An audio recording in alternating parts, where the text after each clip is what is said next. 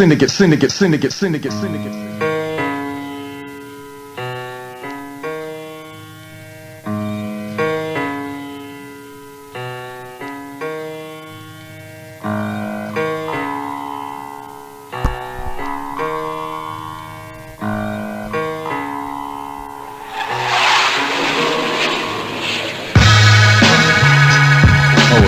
thought we was about to rap, huh? Haha, they was waiting for the bars. Yeah. About to allow me to reintroduce. Nah. We can reintroduce ourselves. Yeah. We want to welcome everybody back to ROC Raggedy. Yeah. The ROC Raggedy Podcast, sports talk show, all of that good stuff. I'm DJ ROC. And I'm Raggedy Andy. And damn, do we got a lot to talk about. Ooh, we got a bunch of stuff for y'all today. Oh, my goodness. It's crazy. Where do we begin, man? Where do we begin? I mean, just so much has happened in all sports. In a week. You know what I'm saying? Not to mention the Olympics. Is anybody even watching with the Olympics with everything else that's going on? I haven't been watching. But I know it's occurring. It's happening. For those who don't know, if you've been under a rock somewhere, the Winter Olympics are actually going on right now. And no, I have not watched 1 minute of it. No disrespect to the Olympics, just not my cup of tea. You know, what do they got? They got snowboarding. I did see the highlights of snowboarding. It looked kind of cool. I do kind of like this. The speed skating is kind of cool, but I'm not really breaking my neck to go to the TV there. Now, when is the women's downhill skiing? Because I'm just interested in Lindsey Vonn to see what she does after she broke up herself like 17 times. Yeah.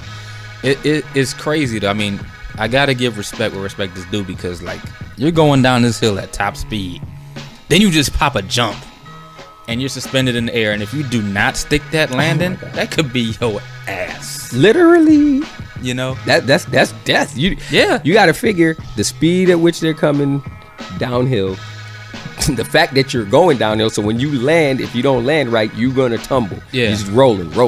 That and the luge, right? Because the luge is what, head first? Yeah. It's like bobsled without the casing. Mm-hmm. I do like the bobsledding and the luge though. I might have to watch You know, it's how like a lot of like former track athletes have gone over to bobsled. That's kind of interesting. Too bad Lolo Jones didn't go back. Yeah.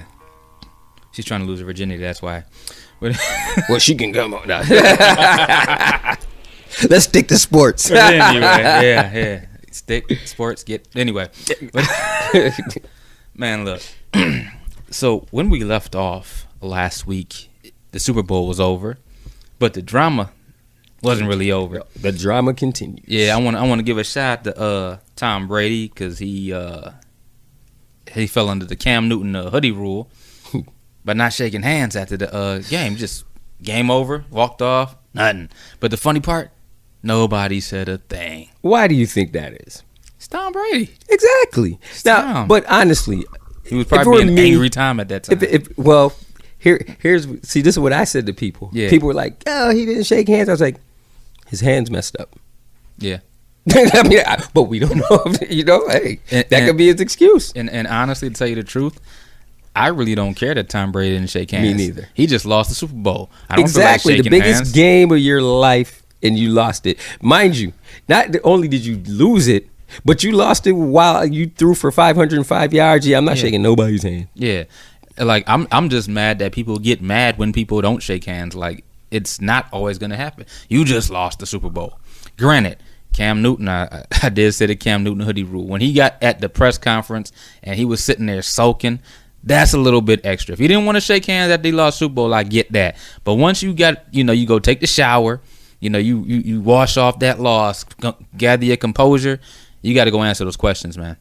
You got to go answer those questions. And who's to say if Tom Brady didn't, later on in the back, when they both, had some time to, wind down, if he might have not, went in the locker room or met, Foles somewhere and congratulate him on his win. We don't know that he didn't do that. Yeah, because, he was actually, being nice to his teammate that never played, tweeting, commenting positively on his post. So, That's crazy. That being said, the Malcolm Butler fallout. There were rumors that, he went to a Rick Ross concert. He tried to sneak some weed on the plane or got caught smoking weed. missed curfew. It is true that he came a day later because he was sick. He was sick. Yeah. You know, and he said he had a bad week of practice because he was sick. But then he actually released a statement denying the rumors of the weed, denying missing curfew, and denying attending a concert. Said he was with his family the entire time, every night, didn't miss curfew. So the ball is back in Bill's court. Who do you believe? Man, like I look at it like this. There was so much support for Malcolm Butler, and it's not like he was like a rookie that just got to the Super Bowl the first time and wowed out. This was his third Super Bowl. Right. You know, he's been there before. I think he knows what to do. And once again, we go back to the stats. He played 97.8% of the snaps in the regular season. Why in the biggest game of the season do you not get but one special team snap? Yeah, one. Yeah, there has to be something deeper.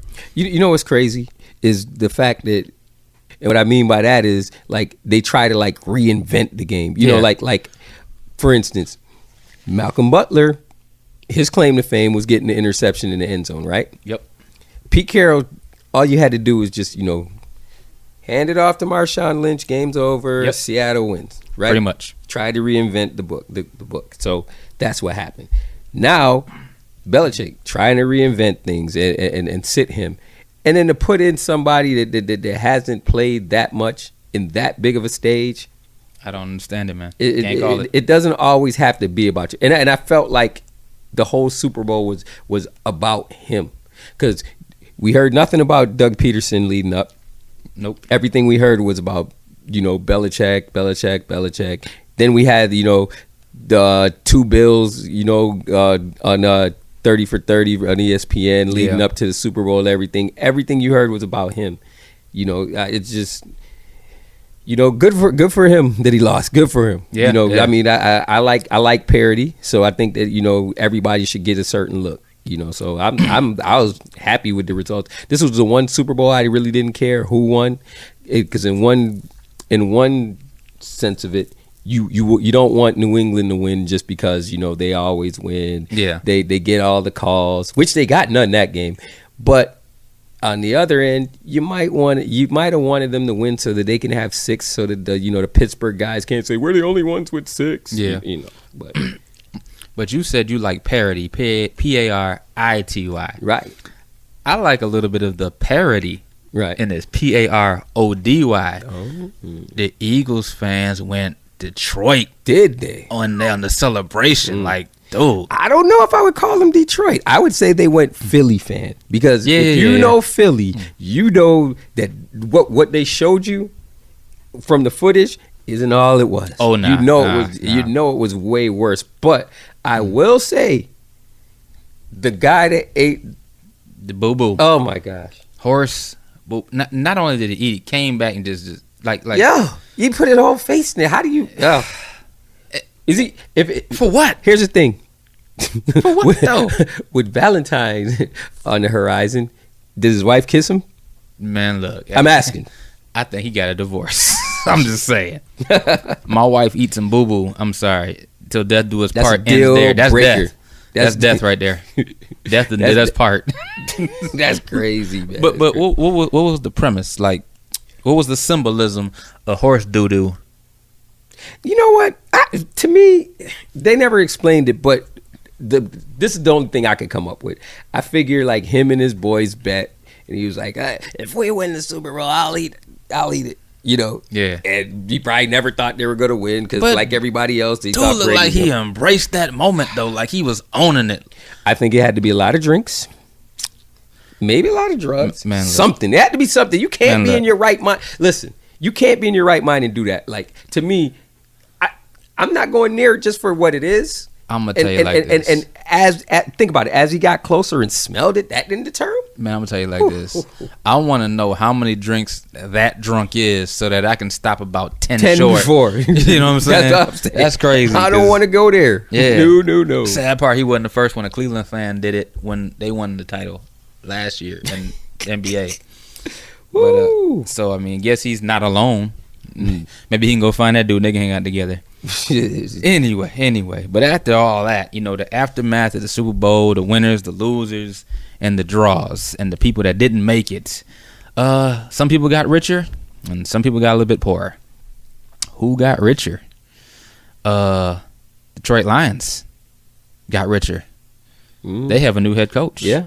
Matt Patricia, Patriots defensive coordinator, which means the Patriots got a little bit poorer. Right. Is this a bad thing for the Patriots, as many holes their defense had? No. You know what? I know that they'll find somebody else. Yeah. Think about it. I mean, it's not the first time that this has happened. Usually when they have success, it's usually their coaching staff that gets rated. Romeo Crennel will get a job. Yep. McDaniels, this is the second time getting a job. Everybody gets jobs. Patricia's first job.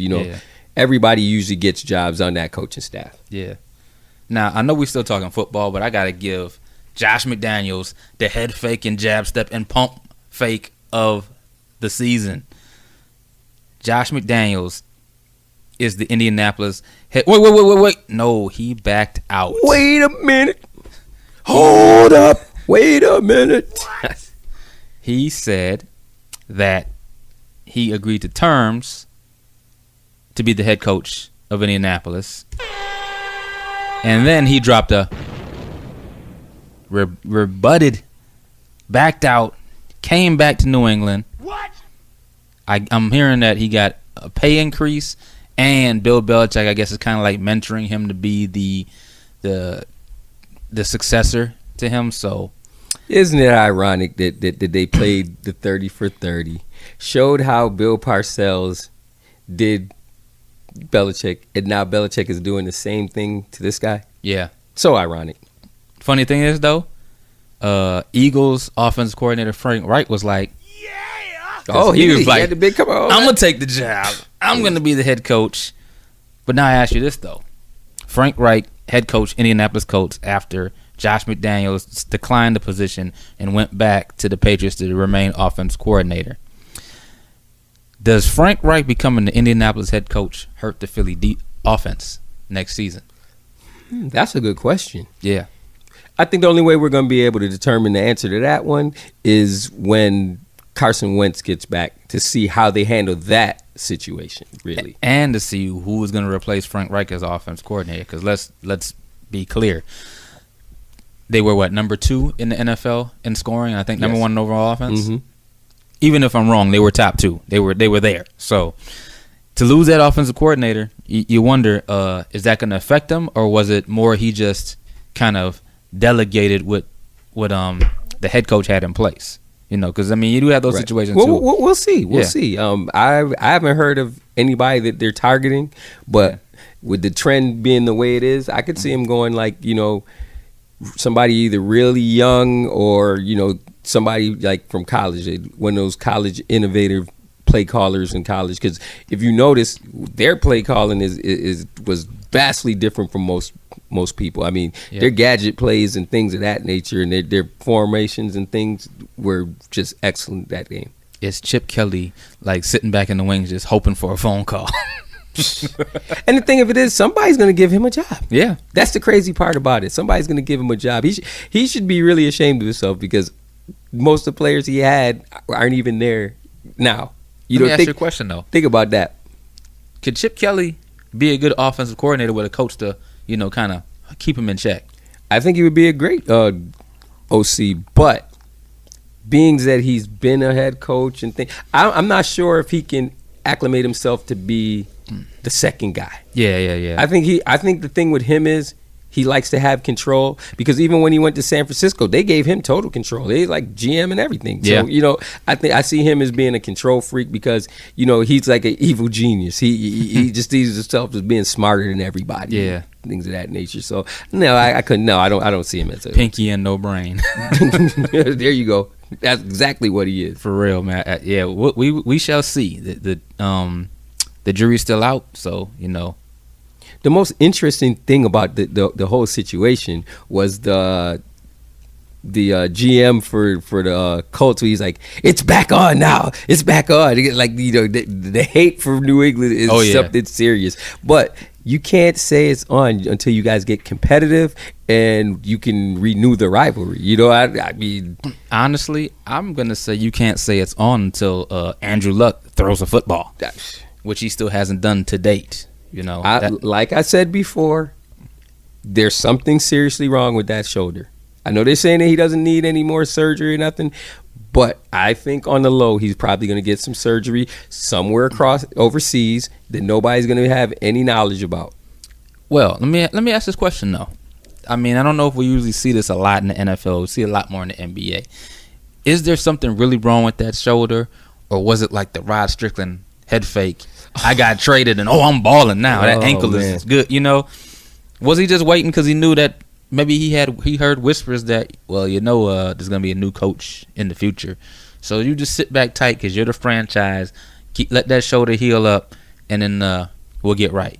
Honestly, you never know. I honestly think that he wants to play because he doesn't want to be held in the same conversation with RG3 and you know, the quarterbacks from that class that bombed and failed. He doesn't want to be held in that class. So I think he did want to play because remember, our whole thinking was he was going to be back by week 2. Yeah. Week 2 came, then they were like, okay, well, week 10. Week 10 came, it was just out indefinitely. Well, week 3, when they made that trade for Jacoby Brissett. Oh, we knew the writing was on the wall at that point. We knew that he wasn't playing. Yeah, we knew that. So, and Jacoby Brissett didn't have a bad season. You know, he's not going to be the one taking over for Andrew Luck. Their problem is they don't have enough weapons. Yeah. When T.Y. Hilton is the only thing that you have. And I wouldn't even say so much the weapons because I think to a certain extent, look at all the non-weapons Tom Brady's had in his career, and he throws anybody. Look, this is Tom Brady. No, but listen, look at all the different pieces that Drew Brees has had in his career. He's throwing to whoever's open. I think Andrew Luck is that type of player. I don't think it's really the weapons. I think it's the lack of protection that's not giving him enough time to get to the weapons. The shoulder. Yeah. Well, I mean, I agree with you on that respect, but I was saying that more so for Brissett, who I was saying it more so for. Well, you know, when you're like, you come over from New England in a system that they had, and you go over there, and you know, and you've been a backup the whole time. You kind of need a go-to receiver. You kind of need a running back that can, you know, keep the pressure off of you, because I seen him just run the ball a lot of times where he just, you know, he was running for his life, you know. And not to say that Frank Gore is not a good running back, because he's very serviceable. It's just that he's 33 years old. He's an NFL running back over 30. Yeah, he can't really shoulder loads like that. Now, see, he's not. Well, you got running backs that are 30. Like you look at like a LaShawn McCoy who'll be turning 30. He's not a young fleet 30 like him, you know, because if you realize that LaShawn McCoy doesn't carry the ball more than 25 times a game, maybe. And the way LaShawn McCoy runs, he doesn't get, you know, straight on hard hits. And that's the other thing, you know, the way that Frank Gore runs, you know, Frank Gore is a bruiser. So, you know, tackles. You know that he's, you know, he's gonna be shot. Shady McCoy soon. Dancing in the hole, you know, so. And that pisses me off sometimes. It's like, dude, you had 6 yards, you just hit the hole hard, but you get 3 because you dancing around. Exactly. Now, let me ask you this question though: do you think in his little mini audition, well, it wasn't really a mini audition, it's about 12 games, do you think that eventually Jacoby Brissett can get himself a big payday? Yeah. Not big like the elite quarterbacks or anything, but big enough. Not like his former teammate. Well, I would say if Ryan Tannehill could get a big contract, he should get a big contract as well. But I don't think he's getting one as big as his former teammate. Absolutely not. Jimmy G, Mr. Absolutely I have not lost all season. 2-0 with the Patriots when Tom Brady was out. God bless him. After 5-0 with the San Francisco 49ers. Whew. 7 games started in his career. 7-game resume. And to the tune of an average of $27.4 million a year. Man. Jimmy G signed a 5-year, $137 million extension. Isn't it crazy that they would commit that much money to a guy that only played 5 games. That's how bad their situation must have been if he came in and win the 5 games. Okay, we're sold. Yep. But it speaks to his talent. I think with him, when he came into the locker room, he kind of brought a presence with him in the locker room. He brought a winning attitude. He came from a system where they do nothing but win, and he probably brought that attitude, and he's young, lively arm, and they got some young talent over there. Yeah. So I and some seasoned veterans. God bless him for signing them. Did you see the Super Bowl pregame when they were talking about all things that happened throughout the season? But then they talked about Jimmy G, and they were kind of comparing him to Brady. So like when Brady would come out of the huddle, things he would say, they shoot to San Francisco. He's saying like some of the same things. Brady goes into the huddle like when they're getting ready to start a drive, and then they shoot to Jimmy G, and he's kind of directing the team the same way and everything. It was just like you said, he comes from that system. And I think it's rubbed off on him, and it obviously on his bank account it has rubbed off tremendously. That's a true example of mentorship. Yeah, Jimmy, let me borrow $5. Only 5? The money he got, I might just ask for 5,000. I was gonna say, let me borrow 5,000 times. Yeah, I got that. Yeah. That's my pocket money, my walking around money. For real. Anything else popping in the NFL you want to talk about? Man, I mean, let's talk about the Raiders. We were talking offline about the Raiders. Yeah. Now that was a very, very interesting hire, from the sense of they tried to make that move years before, and they've always been coming at him, and all of a sudden he agrees. But we were saying, was his hire a hire for when they moved to Vegas? Yeah.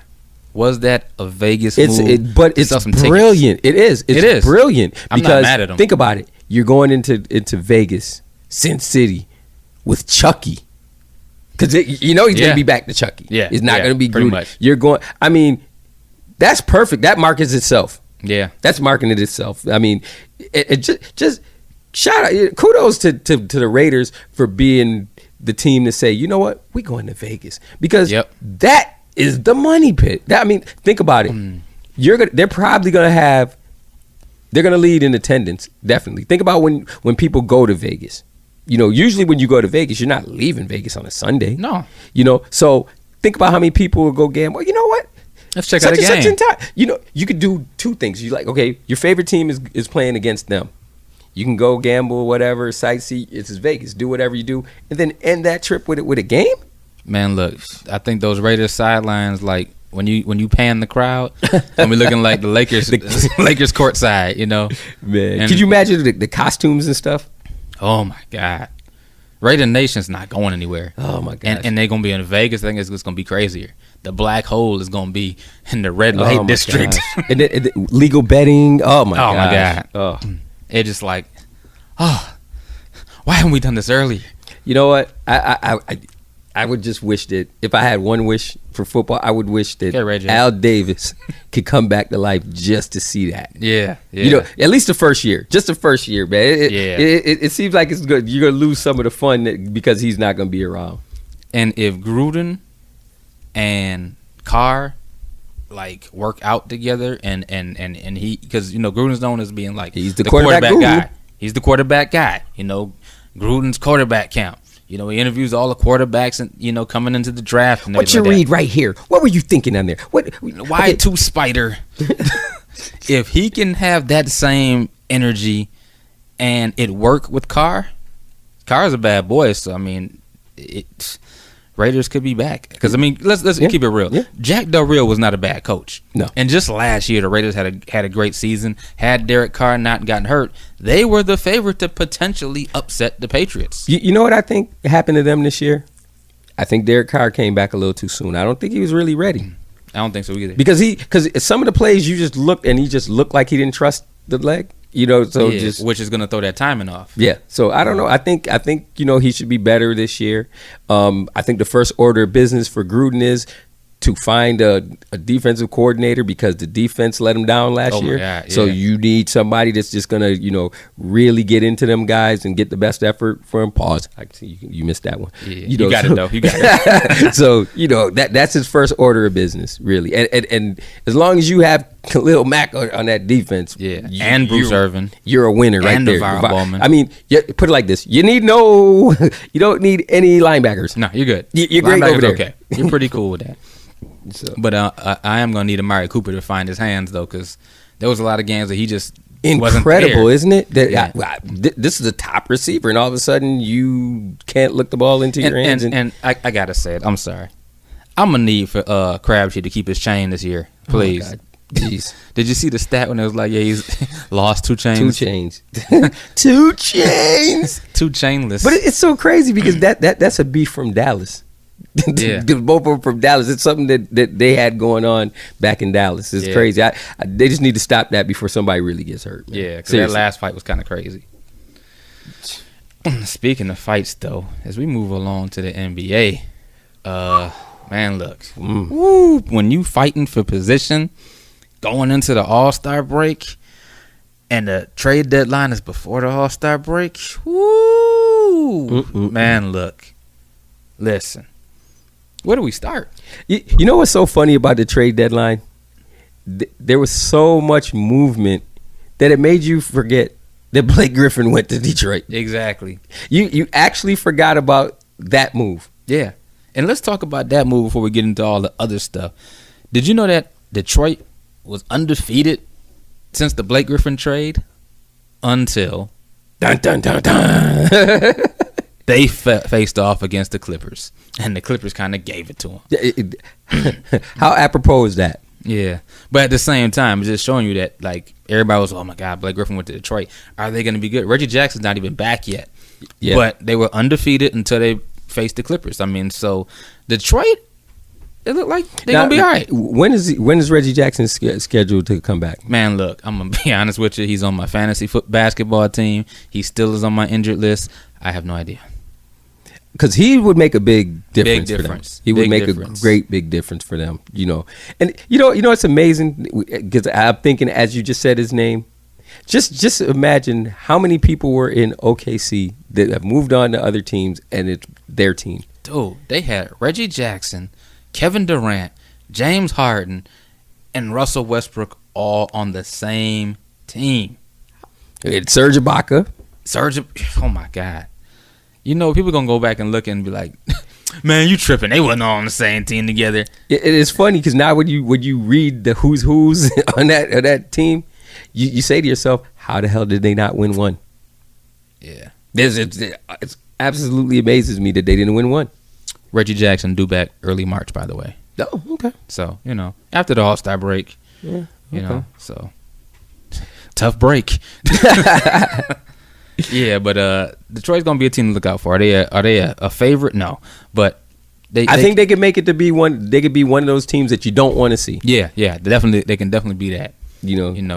With Griffin and Drummond in the paint, that's a 2-headed monster right there. I almost would say to you that if the playoffs were to start, that they would be the perfect lower seed team to knock off Cleveland. But, and the reason I say that is because they can out physical Cleveland easily. But if the playoffs were to start today, they'd be in the 9th seed. They wouldn't be in. Guess who'd be in the number 1 seed though? Who would Not that be? Your Boston Celtics. The Boston Celtics do have the most wins in the Eastern Conference, but percentage-wise, they're number 2 to the Toronto Raptors. Who would have thought? Yeah, 39-16. They always go 5 under the straight radar. wins. You know what? Yep. This might be the year because I like the steps that DeRozan has taken. Yeah, DeRozan's balling. Lowry is always solid.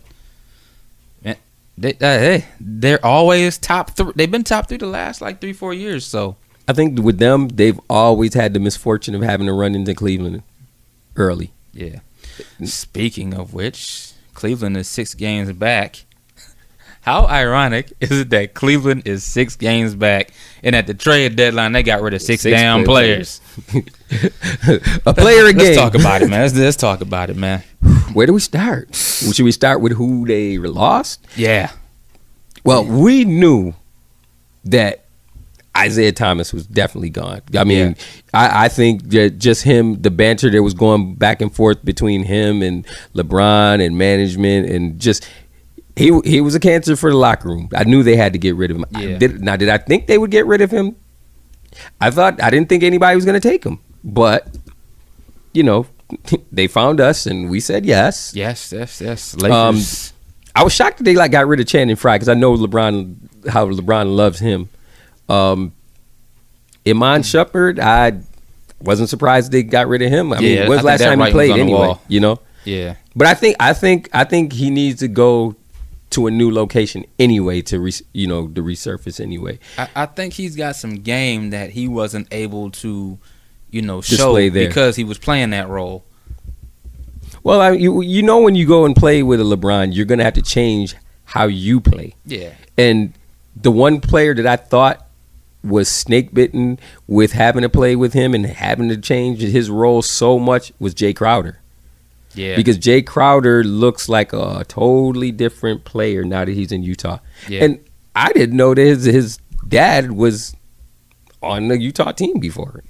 Oh, really? I saw something about that. Like, I don't know if he was like working for them or whatever. But they were saying like, he was happy to be back there, and everything like that. So, interesting. Yeah, and then D Wade, Yeah. He shouldn't.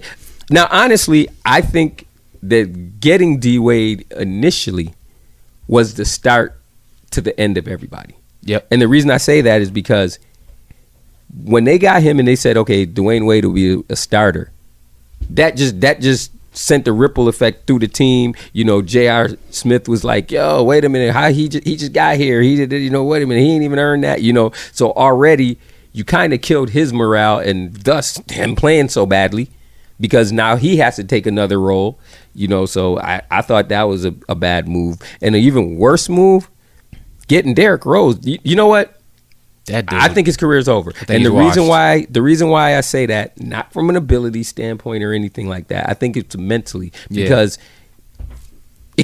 what other player have you known has quit on their team 2 years in a row and then comes back and says, "Oh yeah, I want to play." Word on the street is he got married though when he disappeared from Cleveland. I mean, you can get married, but dang, let me know. Exactly. Let me know that's what you're doing, especially if I'm writing the check, right?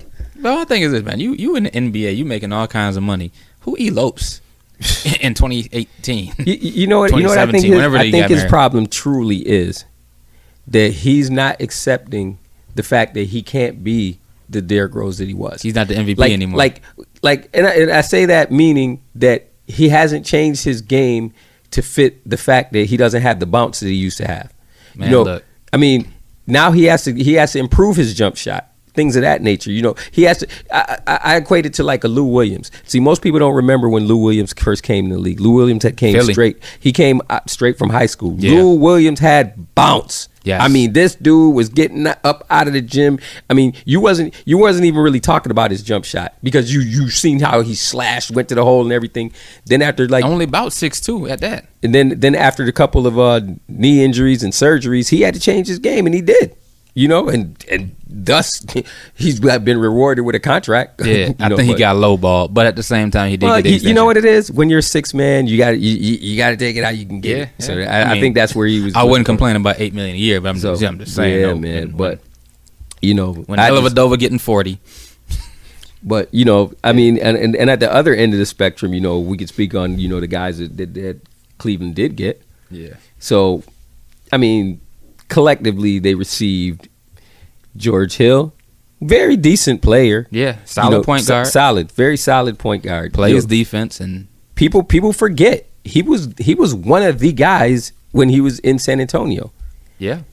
And kudos for Pop for seeing that Kawhi Leonard was going to be that guy and trading him away for real, so that they can get Kawhi Leonard. Yeah, but God bless his quad muscle. But we hope he get back soon. But yeah, George Hill can ball both sides of the ball. You know what I'm saying? Offense and defense. Yeah. I really didn't realize he was that big. I thought he was maybe 6'2" ish. Yeah. But he's a 6'4".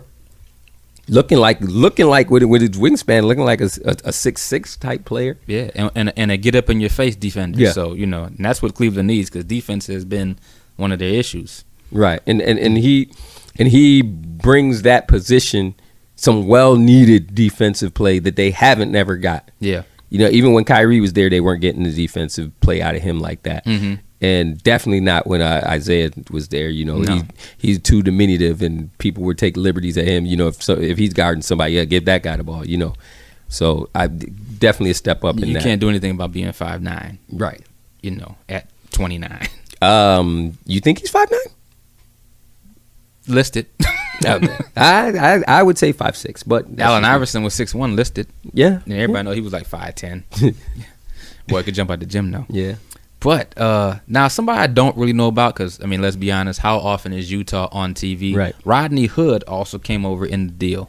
I've seen him a few times, and he's a nice player. I remember him more from his college days, but because he went to that school. But anyway, yeah. Anyway, he's a very serviceable player. They said he can shoot threes, but I haven't seen it in Utah. But yeah. I don't know. I don't think he's a game changer, but I don't think he hurts them. Yeah, I agree with that. And then coming back home and following in his father's footsteps. Right before the dunk contest. Man. Larry Nance Jr.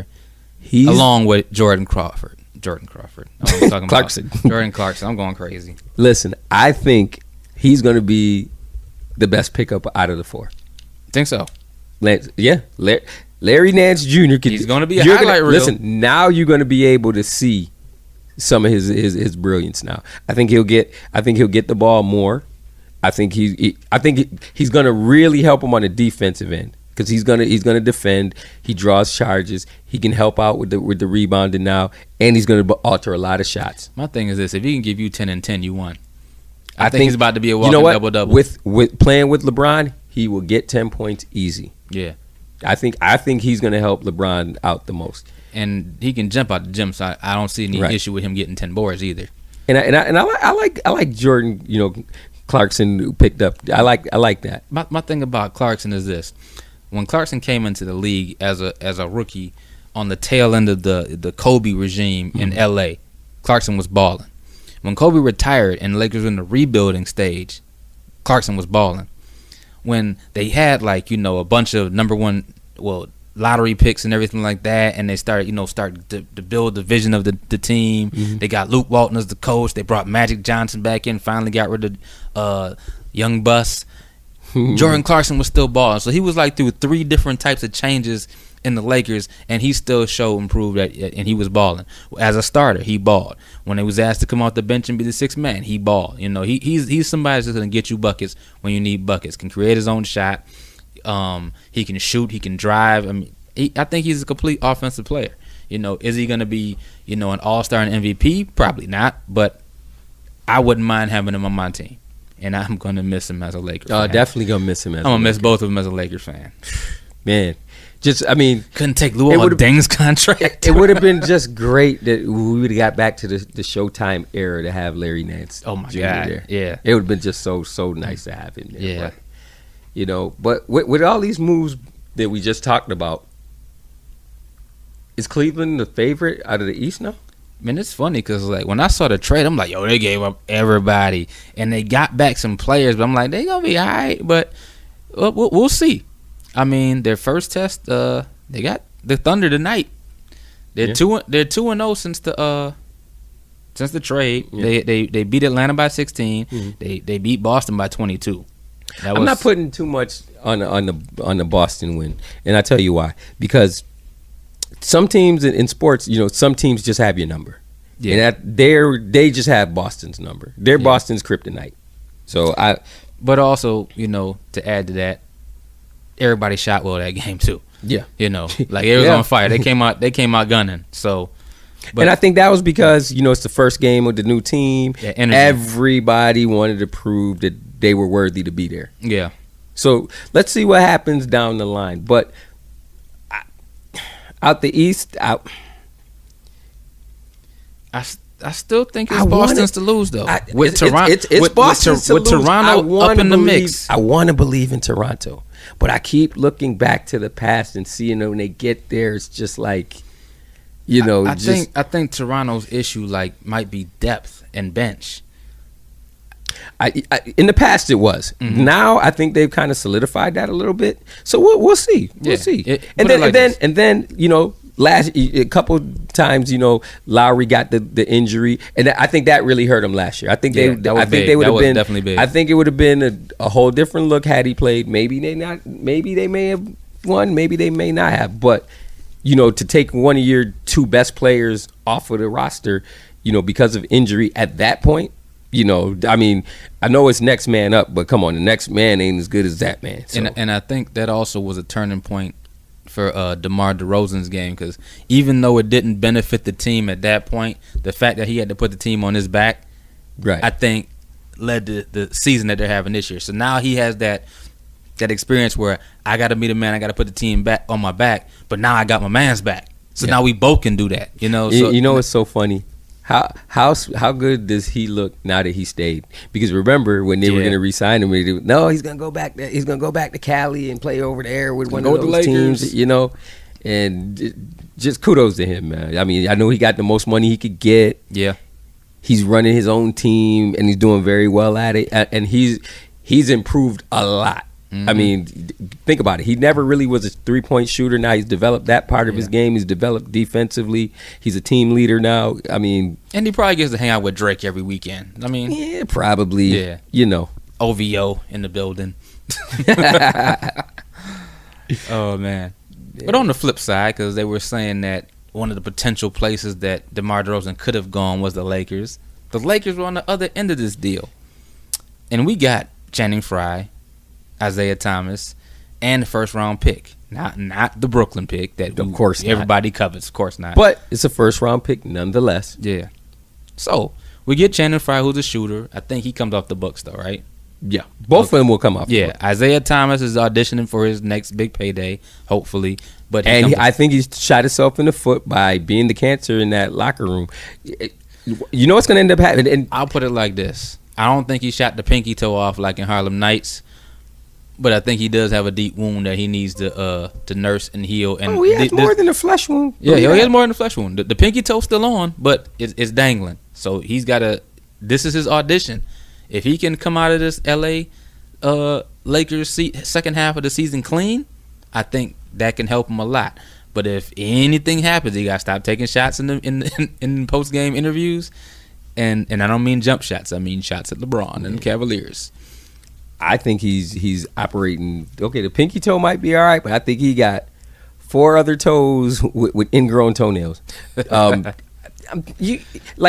would you like go at the guy that rules the league? Yeah, you don't think this guy could have the power to say, you know what, blackball him? Pretty much. And you're 30 years old going. He'll be 30 soon. Yeah. So he's looking at the downside of his career, Isaiah. We're talking about. So like they say, he's really only been that guy for 2 years. Really won. Yeah, really won last year. So and he got hurt. For him to badmouth and just cause that disturbance, other teams are looking at that. Yeah, and then for your agent to come out and say in a tweet, in all caps, my client ain't coming off the bench for the Lakers. Technically, it was a text and not a tweet. But anyway, he did. But you don't put that out there. No. You understand what I'm saying? Not at all. Especially after the bad press he got in Cleveland. The reason he was allegedly traded was because he was a cancer. Right. And begging for a buyout. Now this is the agent. Yeah. It wasn't him. But even if we bought him out, I don't think anybody would be beating down his door. Right now, no, because it's like you need to play through this. You need to come out on the other side smelling clean like roses if you want to get that big contract. Because this is it. If he doesn't get that big contract now, it's not going to happen. Yeah, what somebody in his camp needs put together like some good damage control interviews and things like that. Yeah. A la what we saw in football with Johnny Manziel this week. Yeah. You know, somebody needs to put on, somebody in his PR corner needs to say, listen, this is how you endear yourself back to the public. Russell Wilson's PR person. I mean, but he was there though. You know what I mean? That's the thing. Just last year, the playoffs. I mean, just the fact that he played through his sister's death had Not even a full year everybody ago. on his side. He had the whole world on his side. In his hand. Now, not so much. Yeah. Not so much. Yeah, what you gonna do? But hey, like I said, he has to audition, and he needs to sell himself. He had a good audition the first game. I mean, you know what? I guess being in all the heat and being in LA, you probably will get your legs back. Yeah. You know? I mean, think about it. LA, Cleveland, which one would you rather live? I'm just throwing it out there. Roscoe's Chicken and Waffles, Disneyland. No Palm need for trees. a snowblower. No winter, no snow. I'm gonna choose LA. Hollywood. Yeah. Vegas, not that far away. Ooh, Tijuana, not that far away. Bunch of football teams in the California area. Yeah. My thing to him is, the first thing to do, if you want to endear yourself to the people of LA, get Snoop on your team. Yeah. Get Ice Cube on your team. Yep. You get them two in your corner, you're good money. Yep. Good money, bro.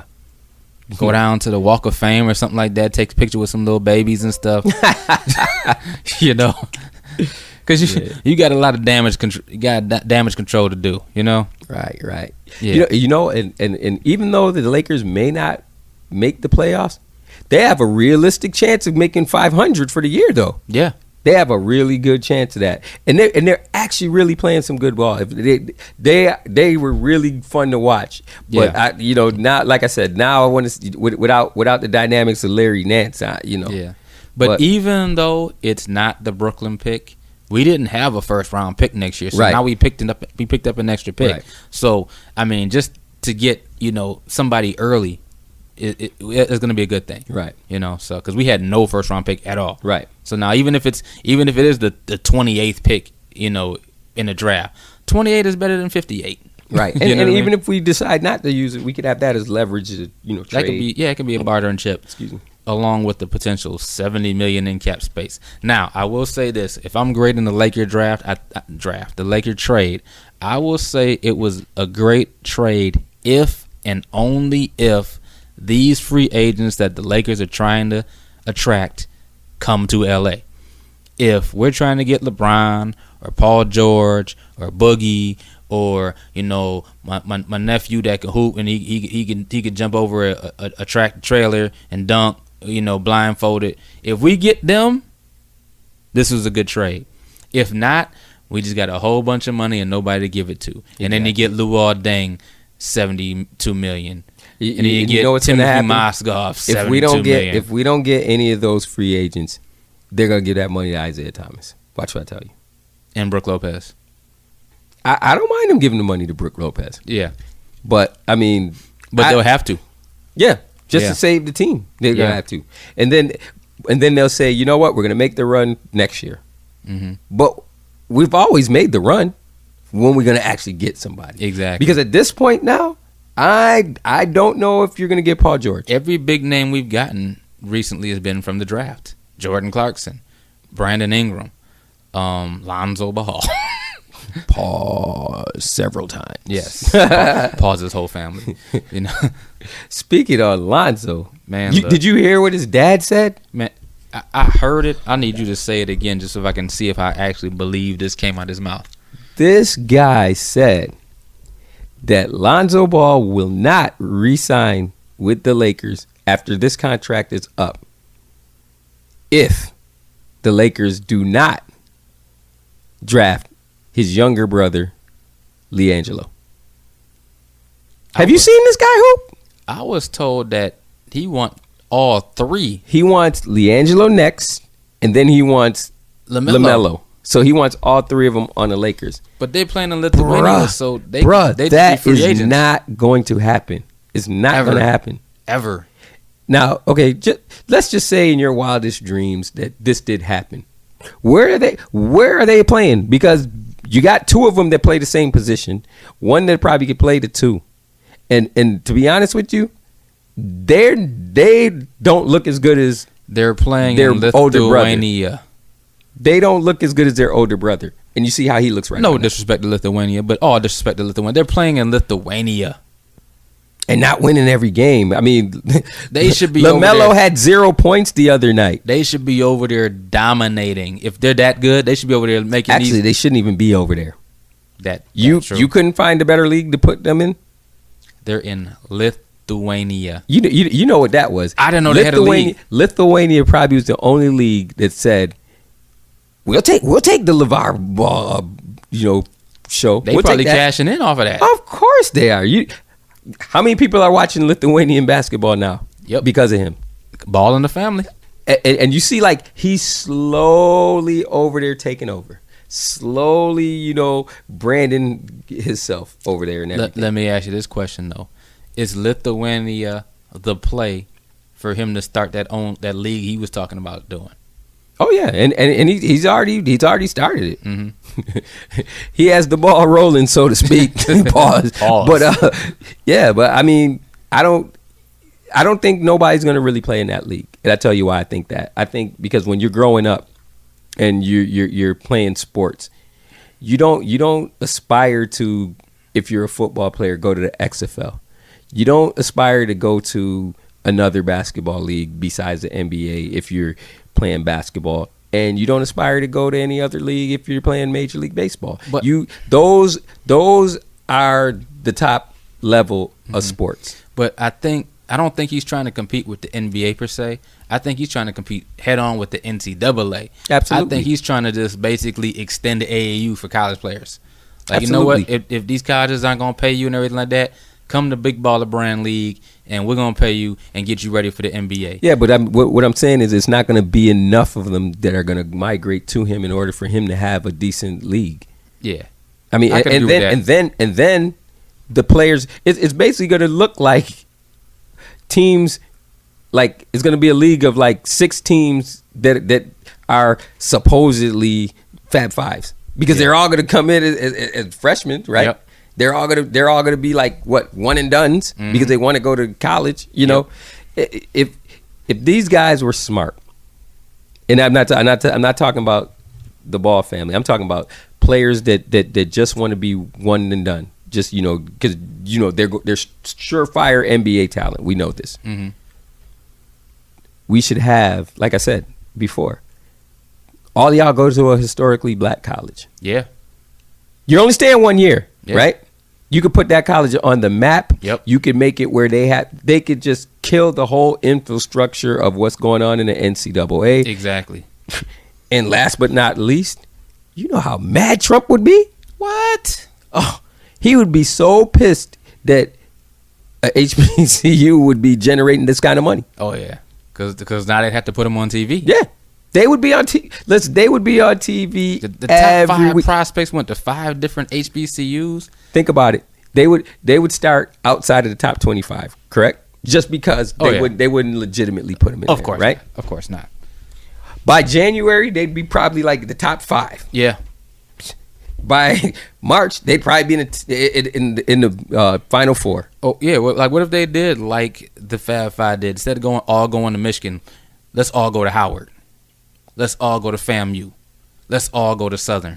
But it would never happen. I'm not going to say never, because there's always a possibility. People said it was never going to be a black president. But I would say it's not going to happen because black colleges aren't about to pay them money to go there. No.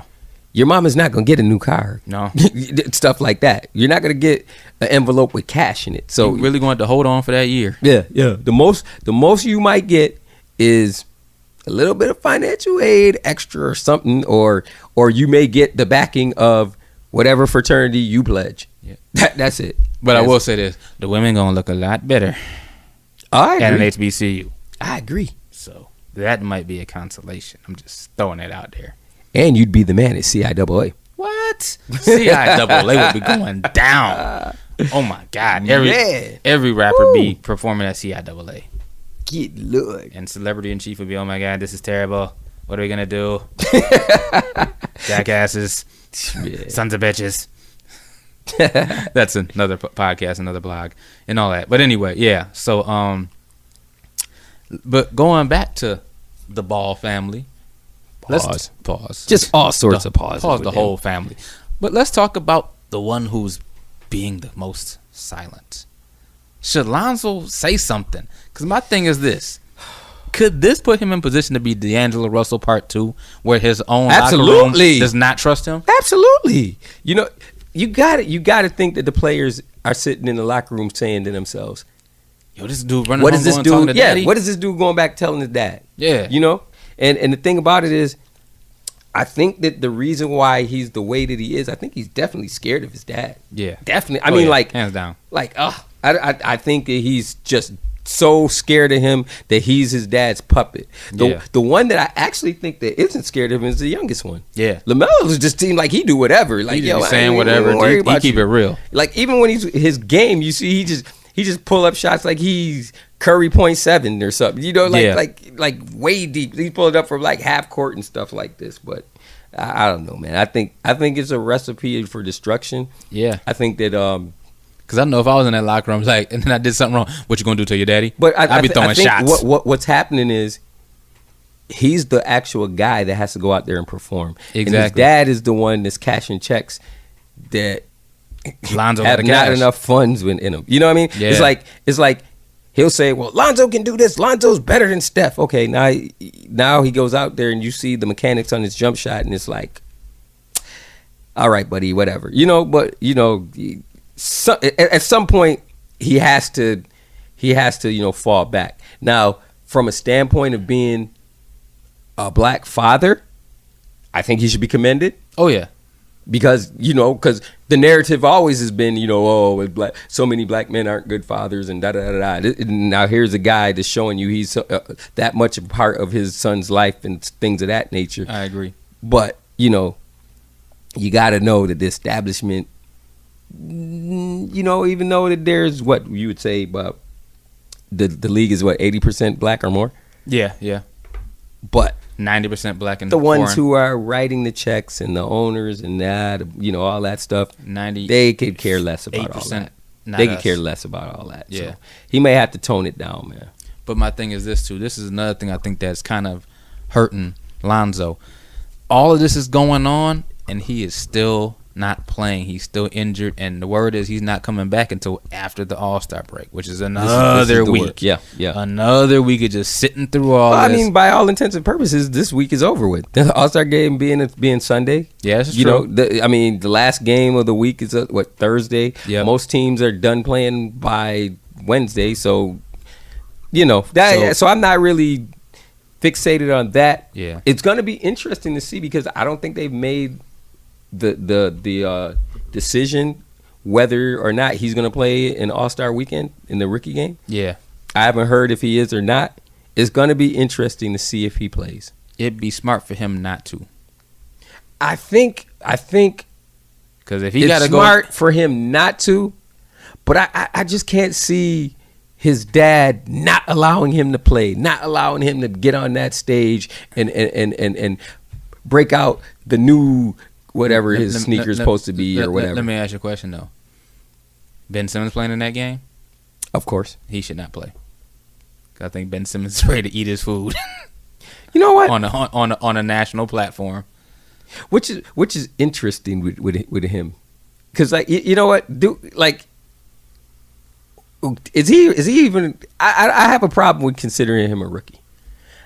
I would say he's a first-year player, but I wouldn't say rookie because you've been around. Arvydas Sabonis. But I mean, no. What I'm saying is, rookie to me, rookie means the whole he's a redshirt rookie. Is new. Yeah, he's a redshirt rookie. You've already done the traveling. You've already been working around the team and the facilities and everything. So mentally, nothing's really he is not new. Rookie. Nothing's new mentally, to you. He is The only rookie. new thing for you is. You're new to putting on the actual uniform and actually getting out on the floor and actually playing a game. So that's new. The physical aspect, he's a rookie. But mentally, he's been there. So the game preparation, the practice preparation, even though he may not have participated because of the injury, he's seen it all. He's been there. So, I mean, I agree. Redshirt rookie. That's what I'm going to call him, redshirt rookie. That being said, he is like a 6'10 Rajon Rondo. He's not shooting a three, but you still can't stop him. Rajon Rondo in his prime, I should say that. Boston Rajon Rondo, not everybody else. Rajon Rondo because after he left Boston, it kind of contrary to what everybody thinks, 2 points wins games too. Yeah.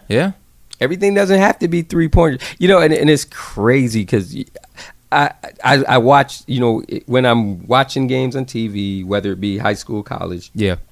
When I'm officiating games, because I do officiate games. When I'm at work and watching kids play at work, every kid now plays the same. Nobody has a distinctive game anymore. Everybody's game is either Curry or the taller ones want to be Durant. Yeah, all of them. Yep. It's crazy. You get to see they dribble like them. They dress like them. They do everything they do. Yeah. Like from the way that they're starting to buy mouthpieces and chewing on mouthpieces. Think about it. When we was hooping in high school, nobody wore no mouthpiece. Nah. Everybody has a mouthpiece in basketball. Like basketball is a semi-contact sport. It's just ridiculous. Somebody be an individual. Just please. For real. Crazy. Bring back the big man. Oh, but wait, they dribbling and shooting now too. Yeah, Thanks to Dirk. Yeah, Dirk. Look at like we just talked about Brook Lopez. Brook Lopez busting his guns from 3-point line. Joel Embiid. I like Embiid. If that dude stays healthy, he's gonna be a problem for years. The thing I like the most about him is he's more confident with himself than anybody else is. Oh yeah. He talks his stuff and he backs it up. The way he goes at Andre Drummond every time they play each other. Like he does not care. Like he goes at him like from 7 a.m. on Twitter till they get on the floor, and he drags him every game, and he talks junk to him, fouls him out, waving. I'm like, that's the thing. He'll troll ridiculous. His competition, like you said, all day long, and then go out there and back it up on the court. He's got to be having a great time. And then he turned down Rihanna. My guy, if that's your option. Kudos, man. My guy. I'd have been like, I'd have been in a DM like, I only said that in public because I had to make myself look like I wasn't hurt. But if you got the juice to turn down Rihanna, what? Man, look, you doing some things. What do you get if you turn down her? Well, I'd be like, what's next? What's higher than her? What? I have no idea, man. I'm gonna have to check him out on Twitter. I had to check him out on IG. I had to see what he's working with, man. He got to have something nice. Yeah, he must be having wild thoughts. For real. Man. Oh, man. Now, throughout all these moves and shakers and things of that nature that went along with the trade deadline, Willie Hernangomez went to the Hornets. Does anybody care? Who is he? No, I'm just joking. The only reason we know is we're in the area where we're Knicks Central just about. So, yeah. That was Knicks fans are distraught. Oh my God, not really. But I was just like, okay. Oh, they're distraught for other reasons, not him. Yeah. Believe that. That Porzingis injury is the reason. The unicorn. You know what? And that would be the only team that would lose one player and it's all over. Yeah. Like they can make all the trades they want. They could draft whoever they want, and it's still over until he gets there. It's a wrap because Beasley is not the answer. And the thing is, you don't know how he's coming back. Yeah, he's 7'3". I mean, you know what? And this is what I tell every big man: you're gonna have leg problems for the rest of your life. Look, Joel Embiid, he's young. Yeah. Why couldn't he play the first 3 seasons? Lower leg injuries. I mean, Greg Oden. Yeah. He's still a young man. Yao Ming, he retired early because of that. Yeah. I mean, I hope that it's not a trend for his sake, because you know what, I don't think New York can survive if they can't get anything out of him.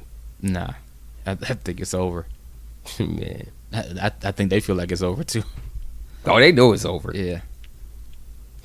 Yeah, Lou Williams though, he did, like we talked about it earlier. He got that 3-year, $24 million extension. He was on the trade block allegedly. Decided to re-up and stay with the Clippers. Well deserved. Yeah. You're a sixth Career man, but season.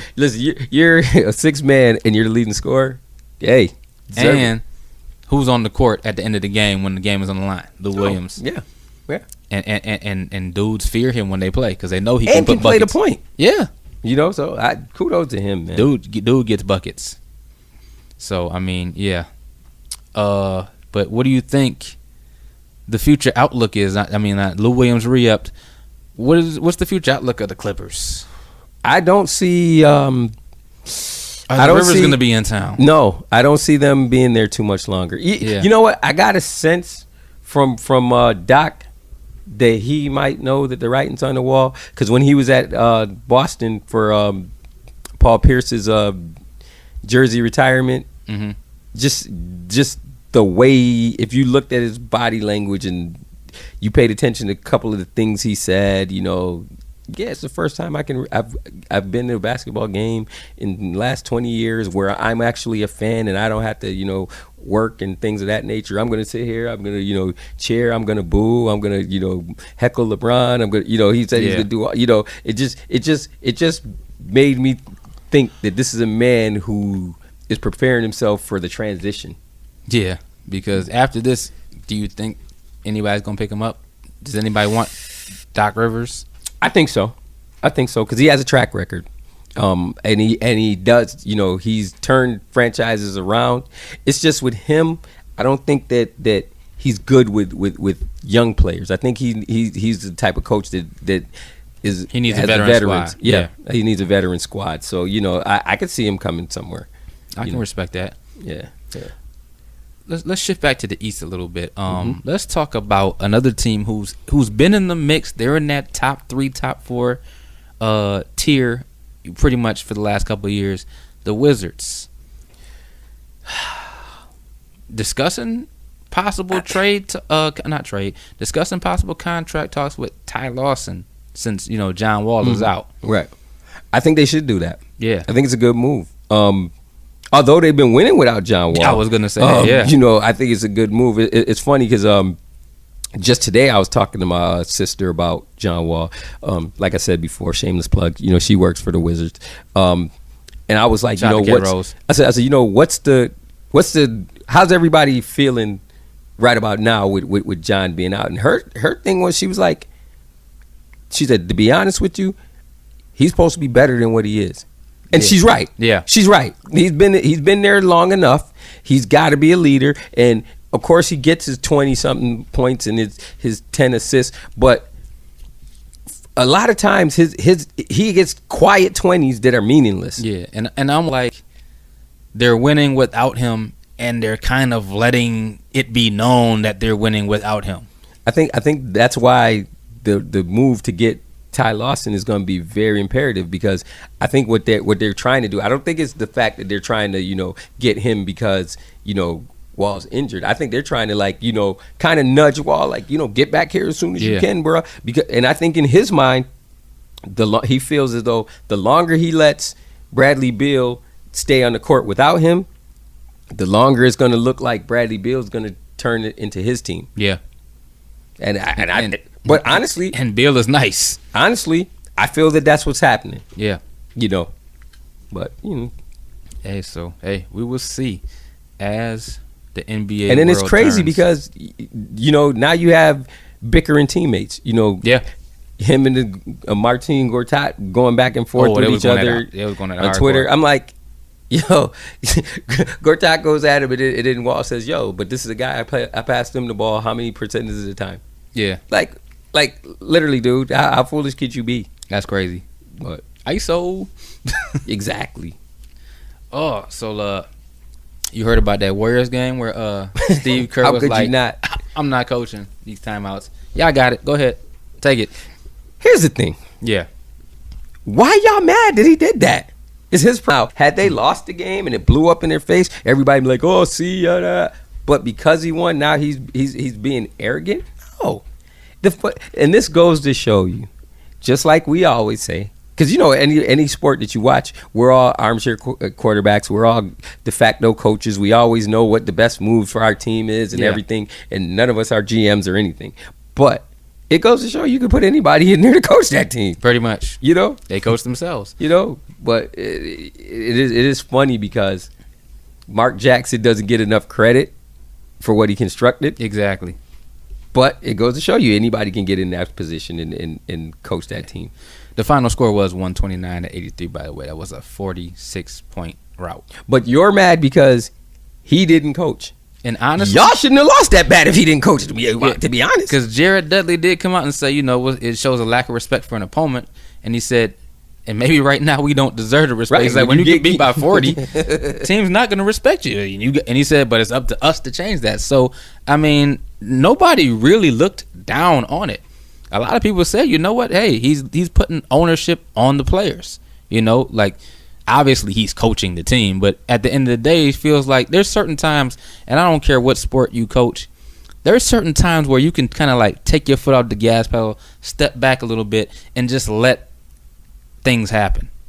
You know what you're seeing with them is their microscope is so big. Yeah. It's like because they're getting everybody's best every single night. Mm-hmm. You know, and the one day that they let up, now it's going to be a problem. For them, I think the only thing that they want to do is make sure that they get the 1 seed. I don't think you're going to see him going for no records or none of that stuff. Nah. Just go for the 1 seed. Been there, be healthy. You know, he's cut from the Popovich, tree of coaching as well. So I think you're going to see, some people sit in a few games and things of that nature. And then when they get to the playoffs, then it's going to be the same juggernaut you saw last year when they're running through everybody, 4-0, sweeping them. Are they running through Houston and OKC? Yeah. Yeah. Okay. Yeah. Okay. I absolutely. You heard it here first, ladies and gents. And let me give you the reason why I say that. Mm-hmm. Number one, I think Houston and OKC will probably be the 2 and 3. Yeah. They're gonna have to play each other. Yeah. Now, they're gonna beat each other. They're gonna go 7 games. Mm-hmm. They're gonna beat up on each other. But then the winners got to come out and see that squad. Right. So let's say it's Houston that comes out on top. We only need to look at history to find James Harden's always missing in big stages. Just in last the playoffs. year. Just last year he choked. Chris Paul has never made it. This is true. Past the second round. You understand? They have so much going against them. Yeah. With OKC, the reason why I think they match up better with them, by the way, anyway. Because, I think they do too. Because of the Russell Westbrook part of the situation where you can't expect anybody to guard him. You just can't. And his hatred for KD is fueling all of this. I don't want to see if I'm the Warriors, that's the team I do not want to see. Yeah, I don't want to see them because it's not the OKC from last year where it was he put the team on his back. He's going to show everybody he doesn't need Durant and he's averaging a tryout now. Nobody's talking about this. I mean, he's played a couple of games where Westbrook and Carmelo has sat out and has carried the team. Yeah, that's the reason why I say it's going to be hard for him to leave there. Yeah, it's going to be very hard. But lurking down there in the 4th spot currently is Minnesota Timberwolves. You putting the juice in them or not? Not yet. Not just yet. Not just yet. Only because they have to earn their stripes. They're just getting back to the playoffs. Yeah. They have to go through the rites of passage, and they're going to be the ones that face the Warriors. So they'll get their heads kicked in and things of that nature. Yeah. But even they're missing something. I don't. Even though they had to be interested in Derrick Rose, who has cleared waivers, the Thibodeau connection. What would he give you that you're not getting from Crawford? Not much. Because you did say the talent is there.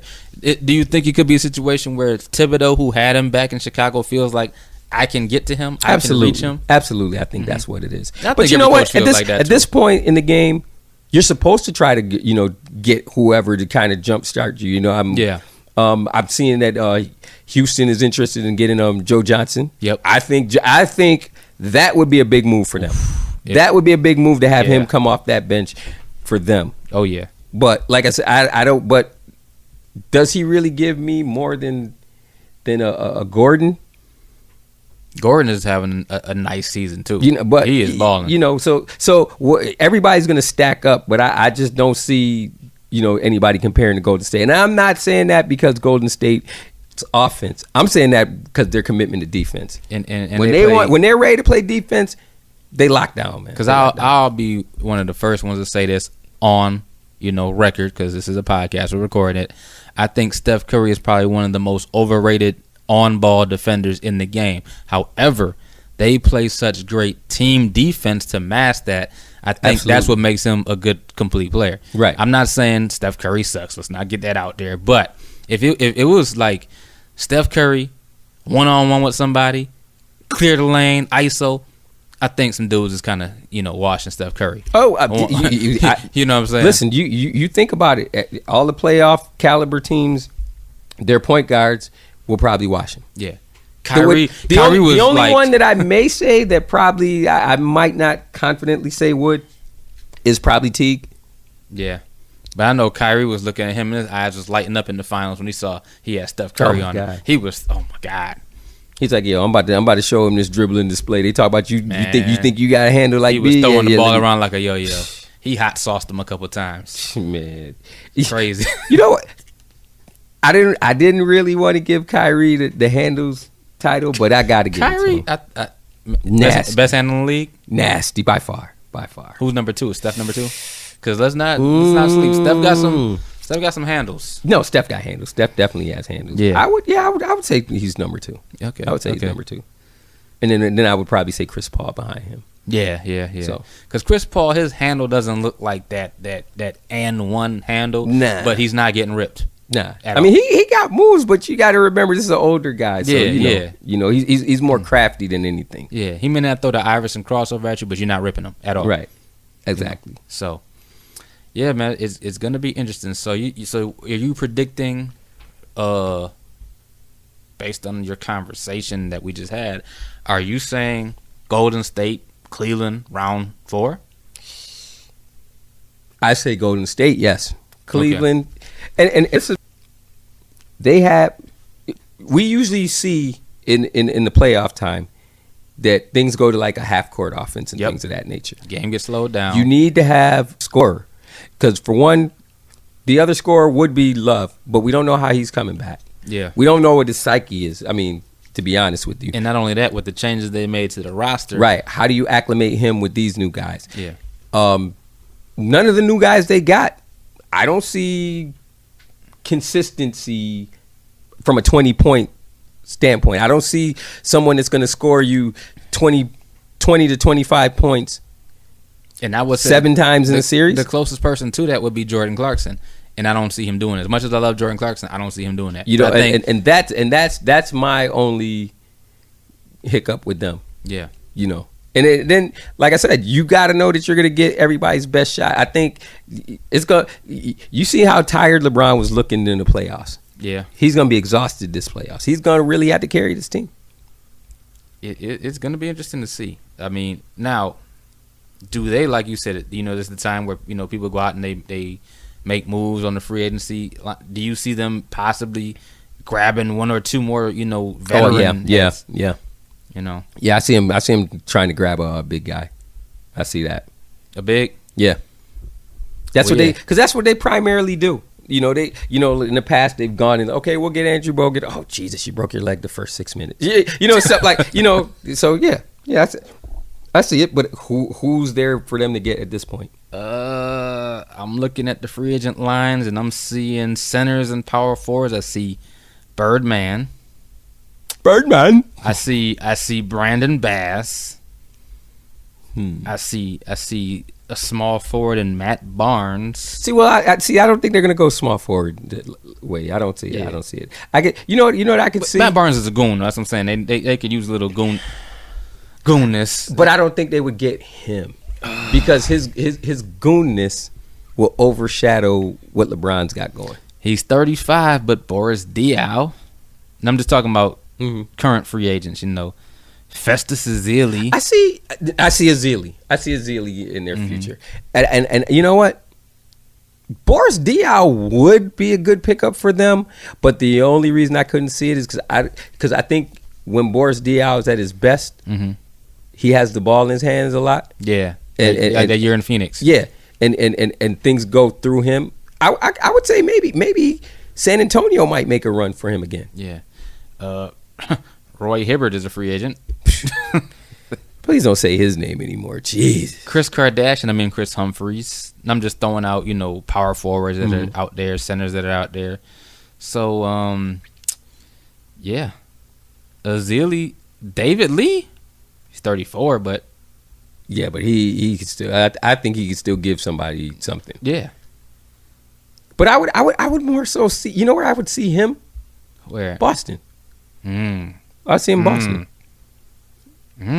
That would, the Boston fans would love that move. If you know what I'm saying. Oh, he's scrappy. He's real rugged. I see that. I don't know. He's our kind of. I see it. Kendrick Perkins is out there. If you need another goon, gotta have a goon on your team. You know what? He can go to OKC. I think he can go back to OKC. Larry Sanders. Didn't Cleveland pick him up and then I don't know. It didn't work out. Yeah. Didn't work out. Is he over his old deal that you know kept him out of the league, the depression type thing? I'm not sure. I think that's why they tried to, you know, bring him back, you know, to try and I think LeBron is cool with him, so he was trying to, you know, bring him back and everything into the mix. So I don't know. Couple of names I saw on here. Let me scroll back up here. It was an interesting name. Where'd it go? Who, Chris Bosh? No, I'm just joking. Well, one, he's 37. Can Louis Scola help anybody right now? I think so. Yeah, because the way he plays, man. You know, I would if I Look were at that down low rugged game, man. If it were me, he plays smart too. If it were me and I'm Toronto, I might look at him. Mm-hmm. I might look at him. Could Cleveland bring back Anderson Varejao, Sideshow Bob? Maybe that's what him and LeBron had a good relationship. Maybe. Yeah. Maybe. Yeah, I'm trying to see. Is there anybody else? That's about it as far as, like, you know, notable power forwards and centers. You know, there's always Meta World Peace. But no, he's getting ready for the big three. Oh, wait. Sean Williams. I think somebody going to take a chance on him. Yeah, he's 31, 6'10", and he can shoot. Plays defense. I don't know. Milwaukee should look at him. Yeah. Milwaukee should look at him. Yeah. Milwaukee's got to get some seasoning in a meal plan. But I like what they're getting. I like what they got though. Oh, I mean, like with it. Parker coming back, I like them.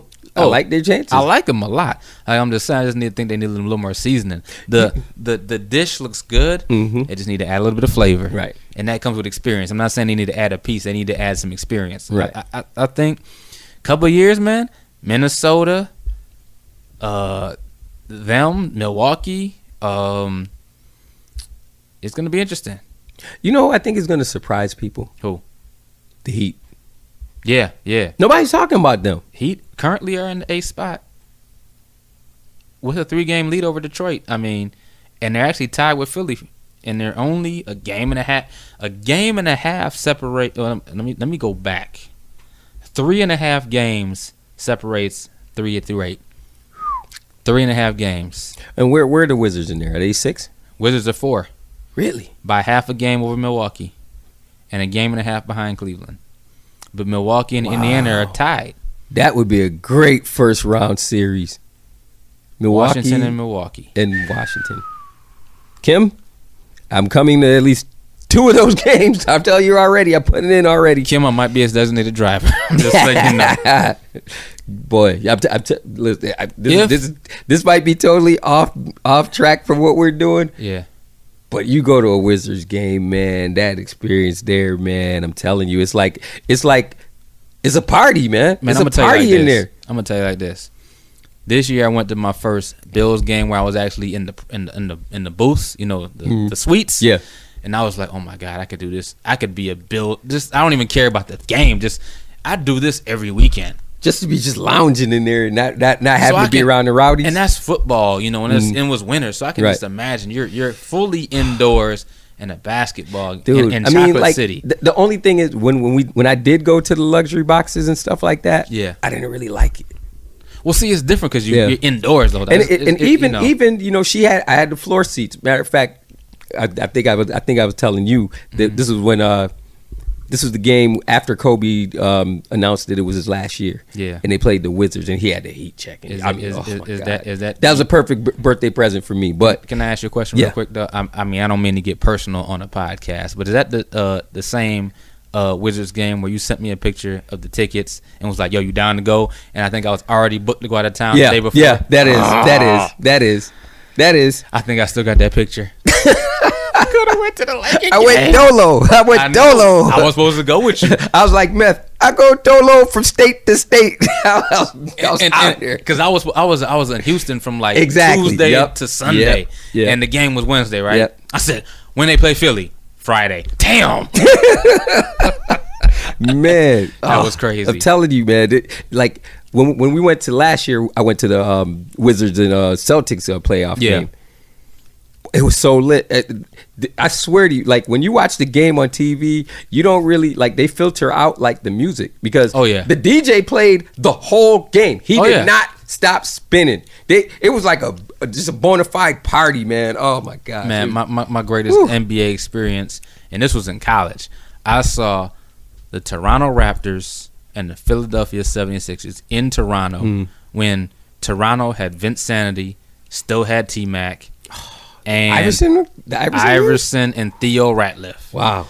And I'm talking about where like you're watching the game. You know how you watch the game on TV and Iverson silences the crowd. He really silences the crowd when you like watching live. Like you know everybody's like he hits a jumper and like damn.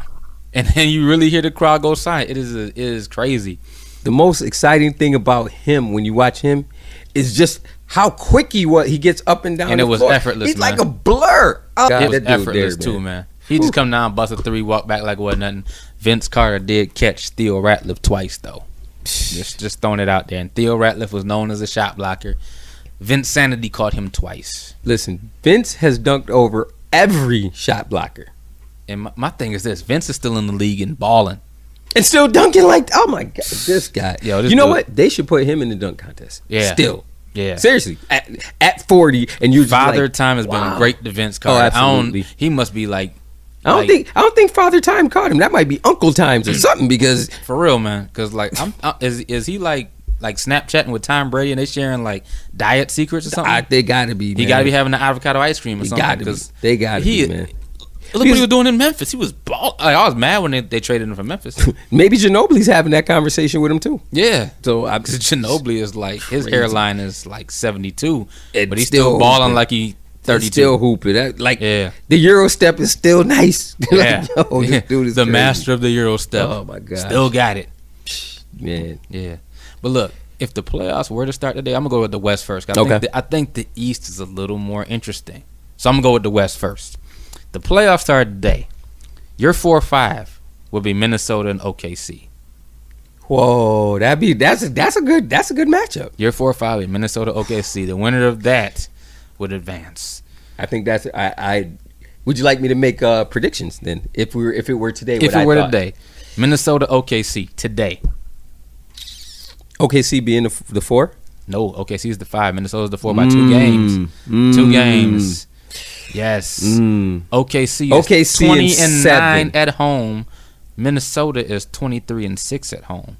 OKC and 7. OKC and 7? Yeah. Okay. And the only reason I say that is just because they have a bunch of playoff tested guys. And it's gonna come down to that. Whereas, Minnesota doesn't really have too many people. 23-6 at home. They have the home field. They really only have court. Jimmy Butler and Teague that really playoff, guys. They got Cat though, man. Yeah, but he hasn't been to the playoffs. They got Wiggins. It's a different animal when you gotta beat somebody 4 times, man. I mean, when you're playing like Brooklyn today, then you're playing, the Knicks tomorrow, and then you may go back over to go play Portland, and you're not seeing the same team, and they can't make adjustments from game to game. You playing OKC, you going back to the hotel, you watching video, you making adjustments, then you going back and playing OKC again. Right. Yeah, it does make a difference, man. Like that's why I can't wait till we get to the East. But you say OKC in 7, I'm gonna say 6. I would have said 6 if they had the home court. I'm still gonna say 6 because Golden State is number 1 seed, and I think Russell want to get there. So I think he's hungry. And Paul, like you said, Paul George is having a great season, and I think Melo shows up in the playoffs. Yes. He will. Because it's been a while. Because now it's going to be half-court offenses. Yeah. And Melo's going to really show up then. Oh, yeah. And it's been a while for Melo, so I think he's ready to show out. Yeah. The 3 or 6, San Antonio and Portland. And right now... Portland. I'll take Portland. Right now, there's no Kawhi. That's why I say I would take Portland in 6. Yeah. I agree. And honestly... And even with Kawhi... Dude hasn't played all season. I would still lean to Portland. Because see, look how washed Isaiah Thomas looking. He's back. Kawhi's still not back. Let me put it out there now. My favorite player in the league is Damian Lillard. Damian Lillard can ball. So I mean, just spit bars too. Playoff time.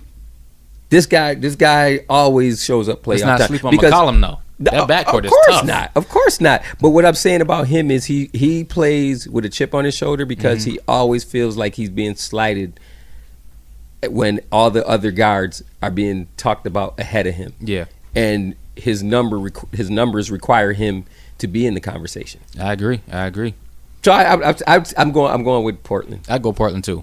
Yeah. So I think this next one for me is a no-brainer. 2-7 will be Houston and Denver. I'm saying Houston in 4. Yeah. I'm not even giving Denver a chance. No.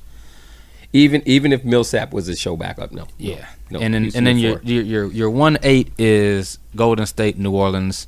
I give New Orleans 1. No, I will not. Not even the AD effect. No. Not even giving them 1 game. No. I'm gonna say I'm gonna say Golden State, but I'm gonna say 5. I got Golden State in 4. I'll go 4. Okay. I look at Golden State as like the most professional team in the playoffs, East and West, and they know they handle the series as though they're business trips. So Curl say, okay, if they're up, let's say if they're up 3-0, we're only packing clothes for 1 day. No, if the Pelicans get that L, it's gonna be that first game. They got to catch them sleeping, right? And then it's 4 straight Golden State because they mad. That's what I'm thinking. Because they're gonna come out with the energy that we gotta steal one. That's you know why I don't trust them, the Pelicans, because I don't know which Rondo's gonna show up. Oh, they're not getting the series at all. No, I don't trust them for a game because I don't know which Rondo shows up. Definitely not the Boston one. Probably more because there's some games he can have 22 assists, and the next game he doesn't have anything. Then the next game he can have 25 points. The next game it's like I don't know. You just consistently let me know that I can get 15 from you with 10 assists, and then I can maybe see you get in the game. Either way, they getting washed. So we move on from that because I got to move on to this. If the playoffs started today, in the East, the 1-8, Toronto and Miami. Does Toronto want to see Miami? No. First. No. Round? No. D Wade back. No. I would say Hassan Whitehead and D Wade back together again.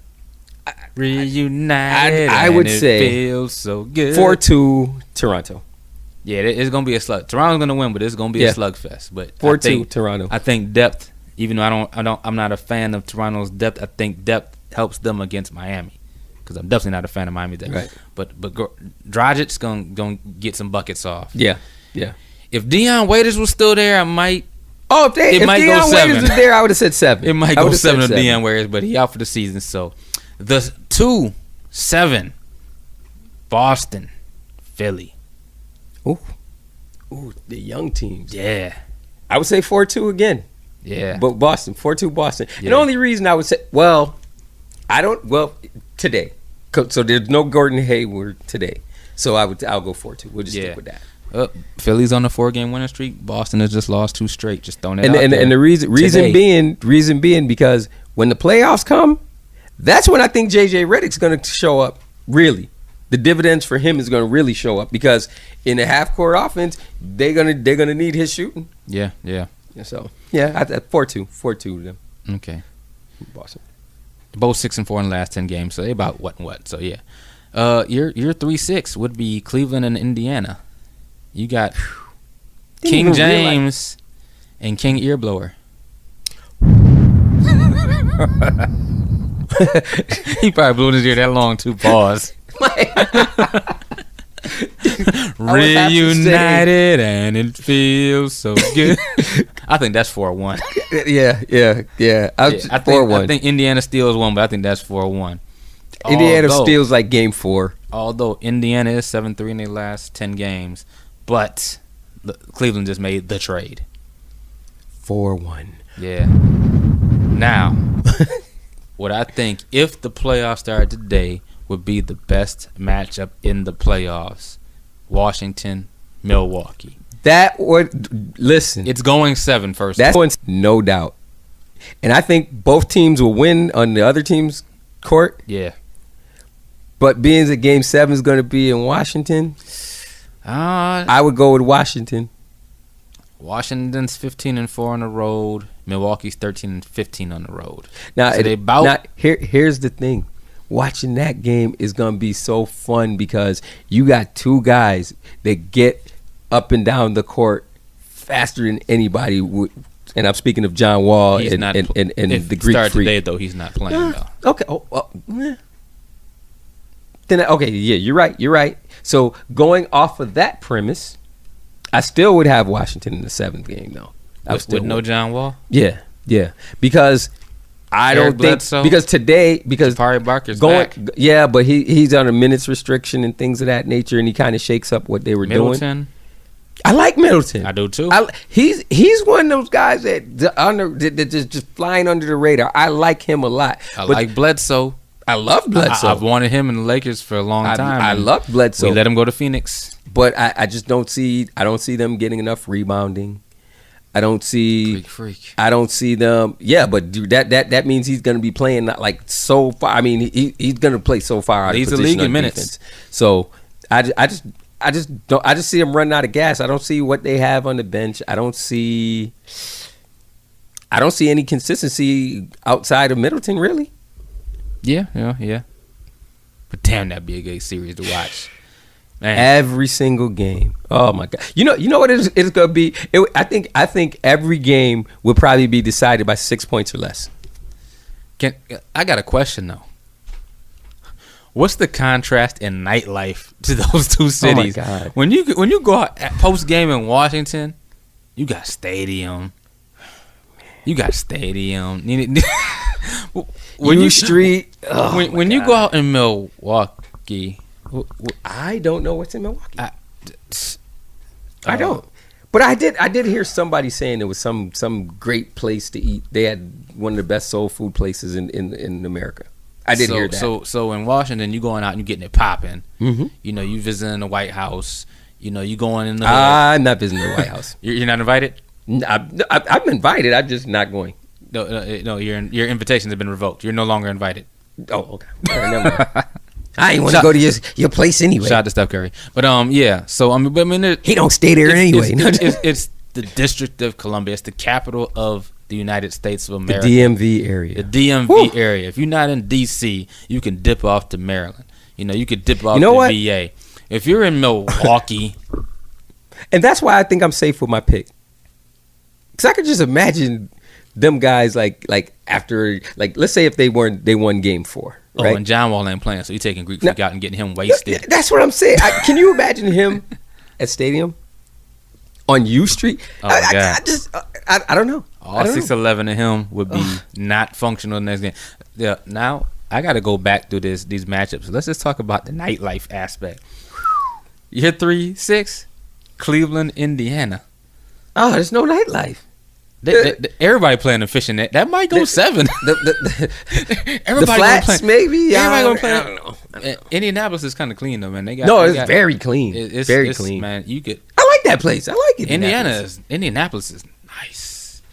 But I've been there like 2 times and I didn't really see no ugly ladies. Yeah, but I mean, it's like you got Steak and Shake. And then, dare I say, Indiana's probably more popping than Cleveland. Yeah, it is. So Cleveland's going to win because they ain't got nothing to do. They're going to be focused. Right. All right. Boston and Philly.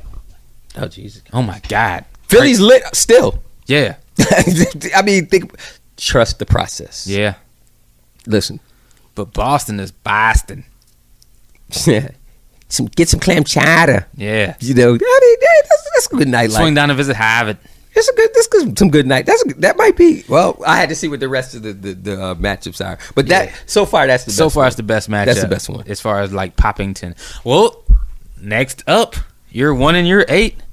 Oh, Toronto versus Miami. Oh no, that by far, down by far. You got by Rose, far, Weezy, baby, Trick Daddy, the U versus OVO.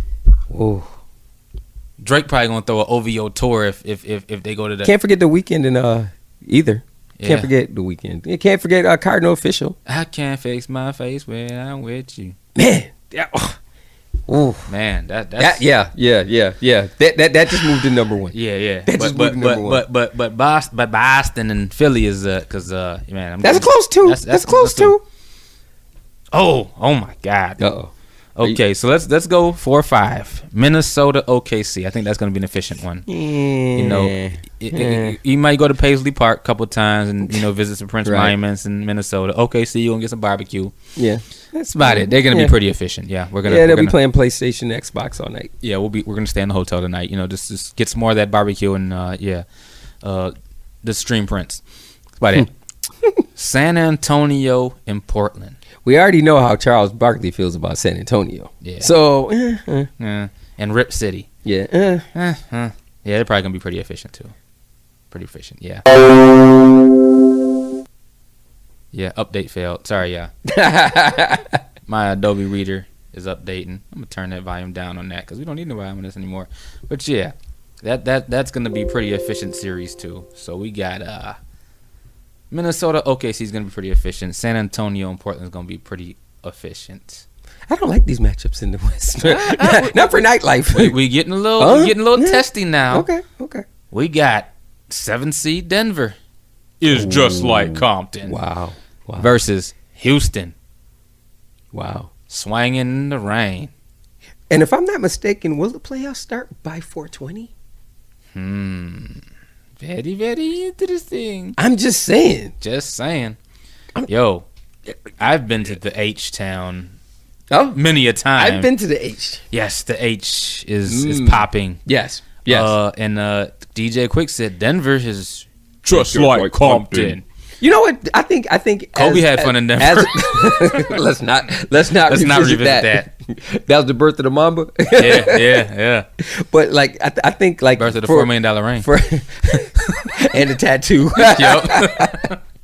But I think as far as big time cities go, Houston for whatever reason, Houston is so underrated. I get the whole Atlanta stuff, but Houston's better than Atlanta. I'm sorry. Yeah. Leaps and bounds. I'm sorry, but Houston is like the grimier, not dirty, but like I would just say like Atlanta's like Hollywood, Houston's like LA. It's still up there, but it's not. I don't know if I would put Hollywood as I say Hollywood because it sounds more popping than it really is. True. I'm looking at it in that aspect. True.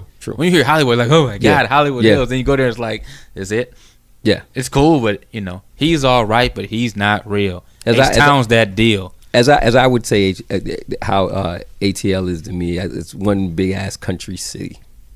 Yeah. That's how I say it. But hey. Yeah. Shout out to my people's ATL. Yeah. But yeah, H-Town and Denver, and Denver is in Colorado, right? If the playoffs start before 420, oh my God. Just saying. That might be. We might have to look down these rosters and see if some of these people are equipped to be going there. Because I think we're gonna have to watch out for Trevor Ariza out there, man. I don't know why. I just think you need to watch out for that guy. Gotta watch out for Gerald Green, man. Oh my gosh. Juve. Oh my gosh. Oh, please make sure he doesn't get to none of the dispensaries. 400 degrees. Juvenile, aka Gerald Green. Yeah, I would say maybe Capella too. You gotta watch out for that dude too. Yeah. He looked like one of them on the low, like Listen, maybe Nene too. Now these overseas maybe guys. Nene look like you gotta watch him. Nene look like the plug. You gotta watch him, man. Nene look like the connect. No, man, you got to go down this street on the side, knock on door 208. That's Nene, you know, because look at the Grays, man. He been in the league for a minute. He know all the spots. You know what I'm saying? But now, let me scroll back to the East. We said the number 2 matchup was Boston and Philly. Right now, number 1 is Toronto and Miami. Yes. I give you the 1 versus the 8. Golden State Warriors in Oaktown. Home of Marshawn Lynch. Home of Hammer. How you doing? Home versus too short. The New Orleans Pelicans. Oh, gosh. Bourbon Street. When the Saints win, they party. When the Saints lose, they party. When the Saints ain't playing, they party. On a Tuesday, it's going down. That might have creeped up.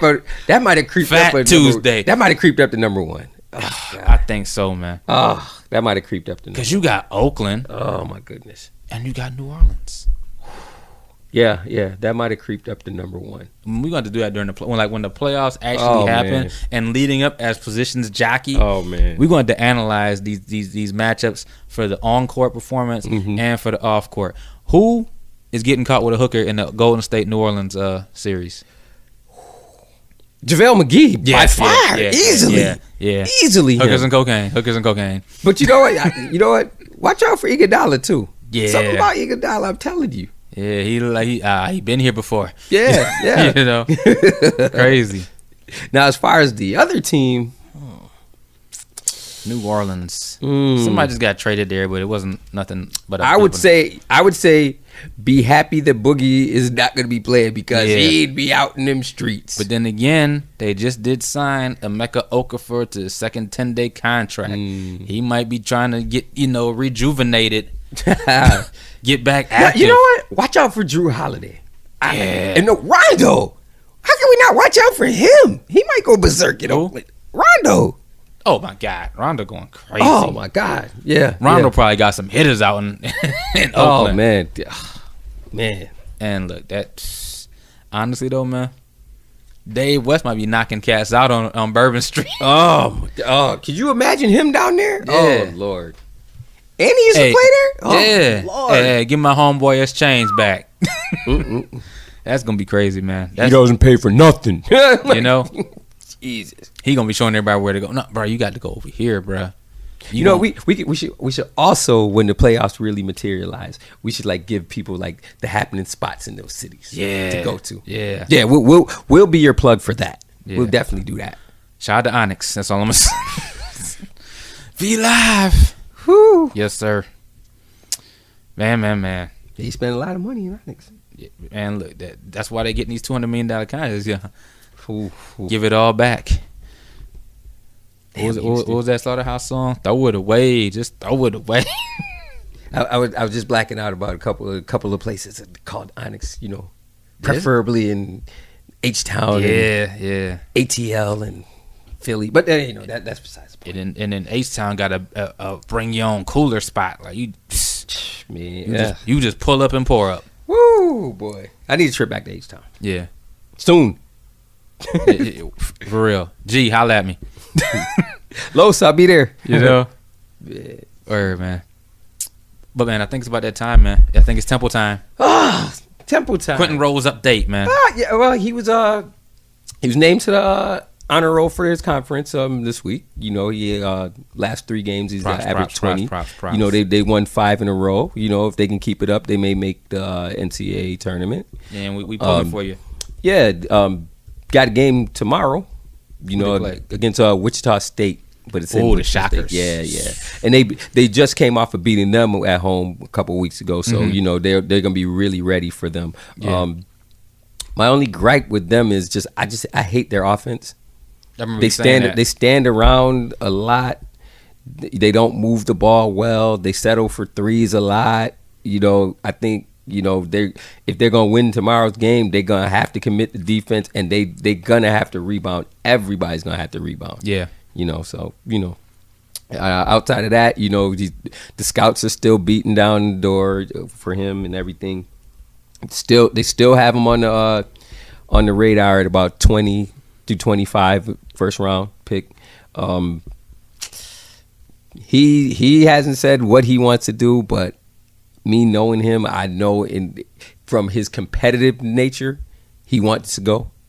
Last summer when he was playing on the 19 under Olympic team, he just getting to play with guys that, like Malik Monk and them guys, and he saw where he was at, and he saw that he was as good or better than a lot of those guys. Yeah. So I think he's looking to see some of his ex teammates who were in the league and things of that nature, and he's like, if they there, I know I'm there. Yeah. But it'll come. And I'm getting all the jerseys.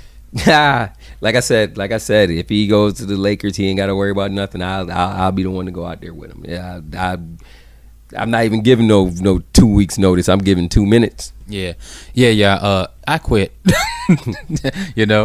Be like I wouldn't say it like that. I would just be like, due to unforeseen circumstances, I will no longer be working for. Taking my talents to Venice Beach. Yeah. Man.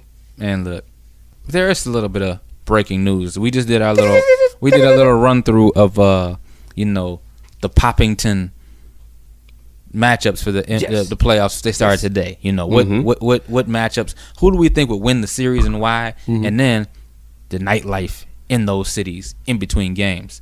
Well, let's go back to it was the contrast of popping versus boring with the Washington Milwaukee series, right? Yes. Yeah, Washington is popping. Yes. Milwaukee is not. Correct. But is there a shift in the dynamics of seeding? The shift in the dynamics of seeding, no. Okay. The shift in the dynamics of Milwaukee not popping, no. The shift in the dynamics of roster potential, yes. Okay. The Milwaukee Bucks have announced that they have signed a player to their G League by the name of Brandon Jennings. I might like that. Him coming back. Yeah. I might like. Well, you know what that's for. He's going to be on the playoff roster. Of course. So, we just have to see what he has, where he's at. And it's funny because he was with the Wizards last year. Yeah. So that'd be kind of interesting. Not only that, he played with the Bucks before. Yes. That's going to be interesting. I just it's going to be curious. I'm curious to see what the dynamics of him and the Greek Freak together would be. Yeah. And him and Bledsoe. Yeah. You know. I'm not too much worried about that, though, them two playing together. Because Bledsoe's a type teammate that can work out in any situation. And you could also throw him at the 2 if you needed to. Yeah. And Bledsoe's from UK, so you know how they go. Yeah. But that'll be interesting, And it's not like he's like was sitting on the couch, or packing groceries, nothing like that. He was playing over in China, right? In their basketball league. But now he's going to be playing with the the Wisconsin Herd. Is their G League affiliate? See how the levels differ. China, Lithuania. Yeah. Which one sounds better? China. There you go. Back in the day, all the DVDs for $1. HD quality. I know that has nothing to do with sports, but I know a lot of y'all nod your head like, yes, sir. Shout out to everybody used to send the DVDs back from China. But yeah, man, that adds a little wrinkle to the playoff potential right now. So I mean that's something to look into. And right about now on TNT, Cleveland is up by 2 points on OKC in the fourth quarter with about 10 minutes left to go. 91-89. That's a high scoring game. Yeah. No defense required. No, not at all. Defense optional. May I ask who's the high scorer in that game? The highest scorer in the game? I will pull that up while we check on if there's anything around the sports world, not football and basketball, that we want to tackle. I'll pull up who the leading scorer is right now. Who would be surprising? Well, on the court right now, the leading scorer is Rodney Hood. He's got 9. But that's because they got a bunch of... Steven Adams got 20 points. I like him. Yeah, Steven Adams is solid. Paul George is 20 points. LeBron James, 33 points, 5 boards, 7 assists. Second leading scorer, J.R. Smith, 18 points. He's 6 for 10 from the field, 6 for 9 from 3-point land. Rodney Hood's 3 for 6 from 3-point land. You said earlier that he's a decent shooter. He's 3 for 7 in the game, so he's taken 6 out of 7 shots have been 3-pointers. So, yeah, he's shooting 50%. What else? Anything else? George Hill's got 7 points. LeBron's leading team in assists too, tied for the leading board. So LeBron's basically doing everything, and everybody's supporting. So, how are the ex-Lakers looking? Let's see. Larry Nance, 4 points, 2 blocks, 6 boards and assists. Jordan Clarkson, 9 points, 4 assists, 3 boards, only 1 turnover. Nance, no turnovers. See, looking good. Melo coming out with 18 points on 20 shots. So Melo's got 18, Paul George has 20, Steven Adams has 20, Westbrook has 18. So balanced attack from your big four. It's looking like it's going to turn out to be a nail biter at the end. Yep. It's going to be a crazy one, so y'all stay tuned. But, who takes the last shot if it comes down to that for OKC? Westbrook, because everybody's rallying behind him saying, like, look, we go as you go. You still need to be aggressive. Don't hold back for us. Right. Because you holding back for us is holding you back. So I think Westbrook takes that shot. It's still his team. Paul George likes it there. I think he ends up staying. But it's Westbrook's team. And Westbrook, I think another reason Westbrook takes the shot, let's not forget a year ago he averaged a triple-double. He's the type of person, let's just say the ball's going to be in his hand. And if he sees the better shot by his teammate, I'm going to have to play pause on that one. You're absolutely correct. 100% correct. But having the basketball in his hand at the end of the game, I think he's going to make the best decision. Yeah. Because if he's got the shot, he's taking it. Yes. But he's not afraid to pass it either. He like him averaging a triple-double, he's not selfish. Right. So, but see, I kind of like Paul George to be that guy at the end of the game. Only because I think, not to say that Westbrook wouldn't have a matchup where he would be, overwhelming his opponent, but just the fact that he's 6'8" is going to be hard for him not to get a good look at a shot, and he's shooting well from 3-point land. So man, he's just legit, and he's another one on both sides, offense and defense, man. Paul George, and the thing about him that I love the most about his game is, anytime he plays against LeBron, he go right at him. He don't care, man. He be looking like, LeBron, you better not be under the rim. I'm gonna dunk on you. All types of stuff. I like it. I like him. He's just very aggressive. And he's like, unlike LeBron's hairline, he always shows up. He never has any off nights. Just throw that out there. Chia. Yeah, but like if he's not scoring, he's gonna fill up the stat book elsewhere. He's gonna start getting rebounds. He's gonna play that defense. So you don't really get an off night from Paul George, even if he's not lighting it up for 40 points. But he still could light it up for 40 points if needed. So, man, it's gonna be interesting. The NFL's over and the NBA feels like it just started, especially after the trade deadline. It's like it's got a whole new reawakening. Yeah. Stay woke, NBA fans. It's gonna be a long ride. Yeah. And then we also have the March Madness coming. Man, look, I'm gonna tell you like this. I am like recently, my whole thing with college sports, it was a stretch where I was just straight up college basketball, and I kind of fell off on college football. I recently got back into college football about 4 or 5 years ago, so I'm all in. But I kind of fell back on the college basketball. I fell back on the college basketball. It's like when you're so into the college football season, then the NFL season, and it kind of just cuts into both the NBA and the NCAA basketball tournament. So, I kind of fell back in the NCAA season. It ends next month, so it's like I get into it when it's like conference tourney time. Yeah, that's when I start really, really getting into it. But I don't even know who my favorite is. Syracuse. I fell back from college basketball as soon as Syracuse went to the ACC, because you basically killed all the rivalries. Now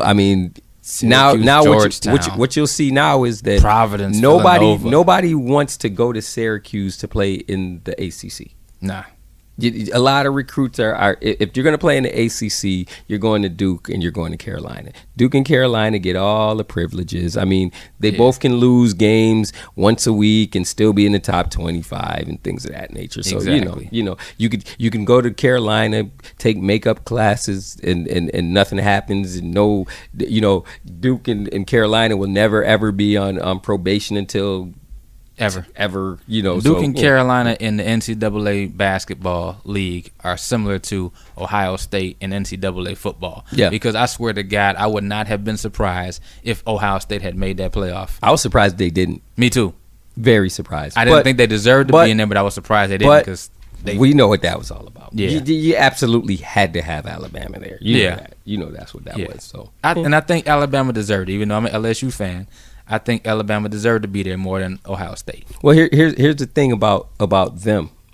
They only lost one game. Ohio State lost two. See, but here's the component that is really wrong with college football. It's not how you lose or how many you lose. It's when you lose. So if you lose early and then run the table, you got a better chance than if you run the table and lose late. Yep. You shouldn't be penalized because you lose in like week 7. Your record should be your record, right? And your strength of schedule should be your strength of schedule. If you lose late, but you're the number 1 team and you lose to the number 3 team, that shouldn't be a penalty. But if you're like the number 3 team and you lose to the number 8 team, you should get knocked down, right? So, but yeah, going back to the NCAA basketball, it's crazy because even though I'm not as knowledgeable with all the teams and the prospects, like I used to be, like I am with college football right now, best believe I'm watching every game of that tournament. Absolutely. It is the best, perfect storm of just basketball entertainment you could think of.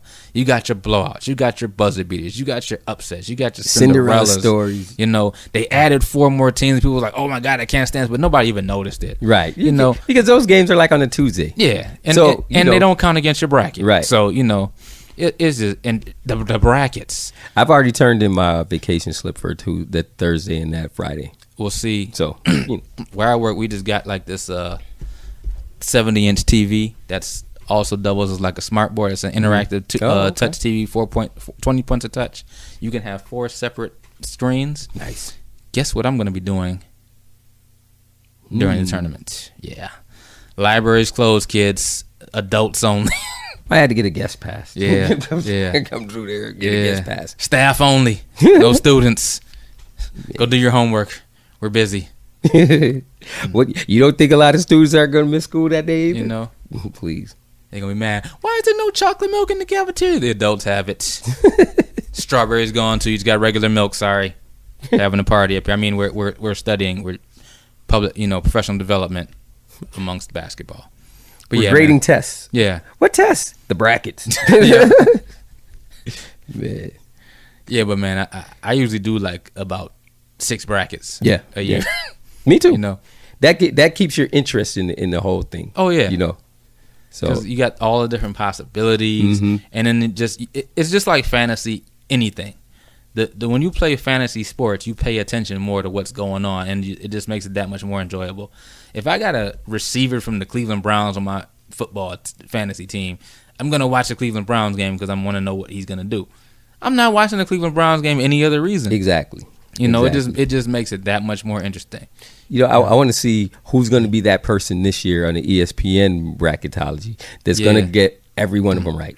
Who's going to be the Stromile Swift of the tournament? Who's going to be the Steph Curry of the tournament? Who's going to be that dude you don't know about that projects themselves to the lottery? Who's going to be that dude that is the man that gets bounced in the second round?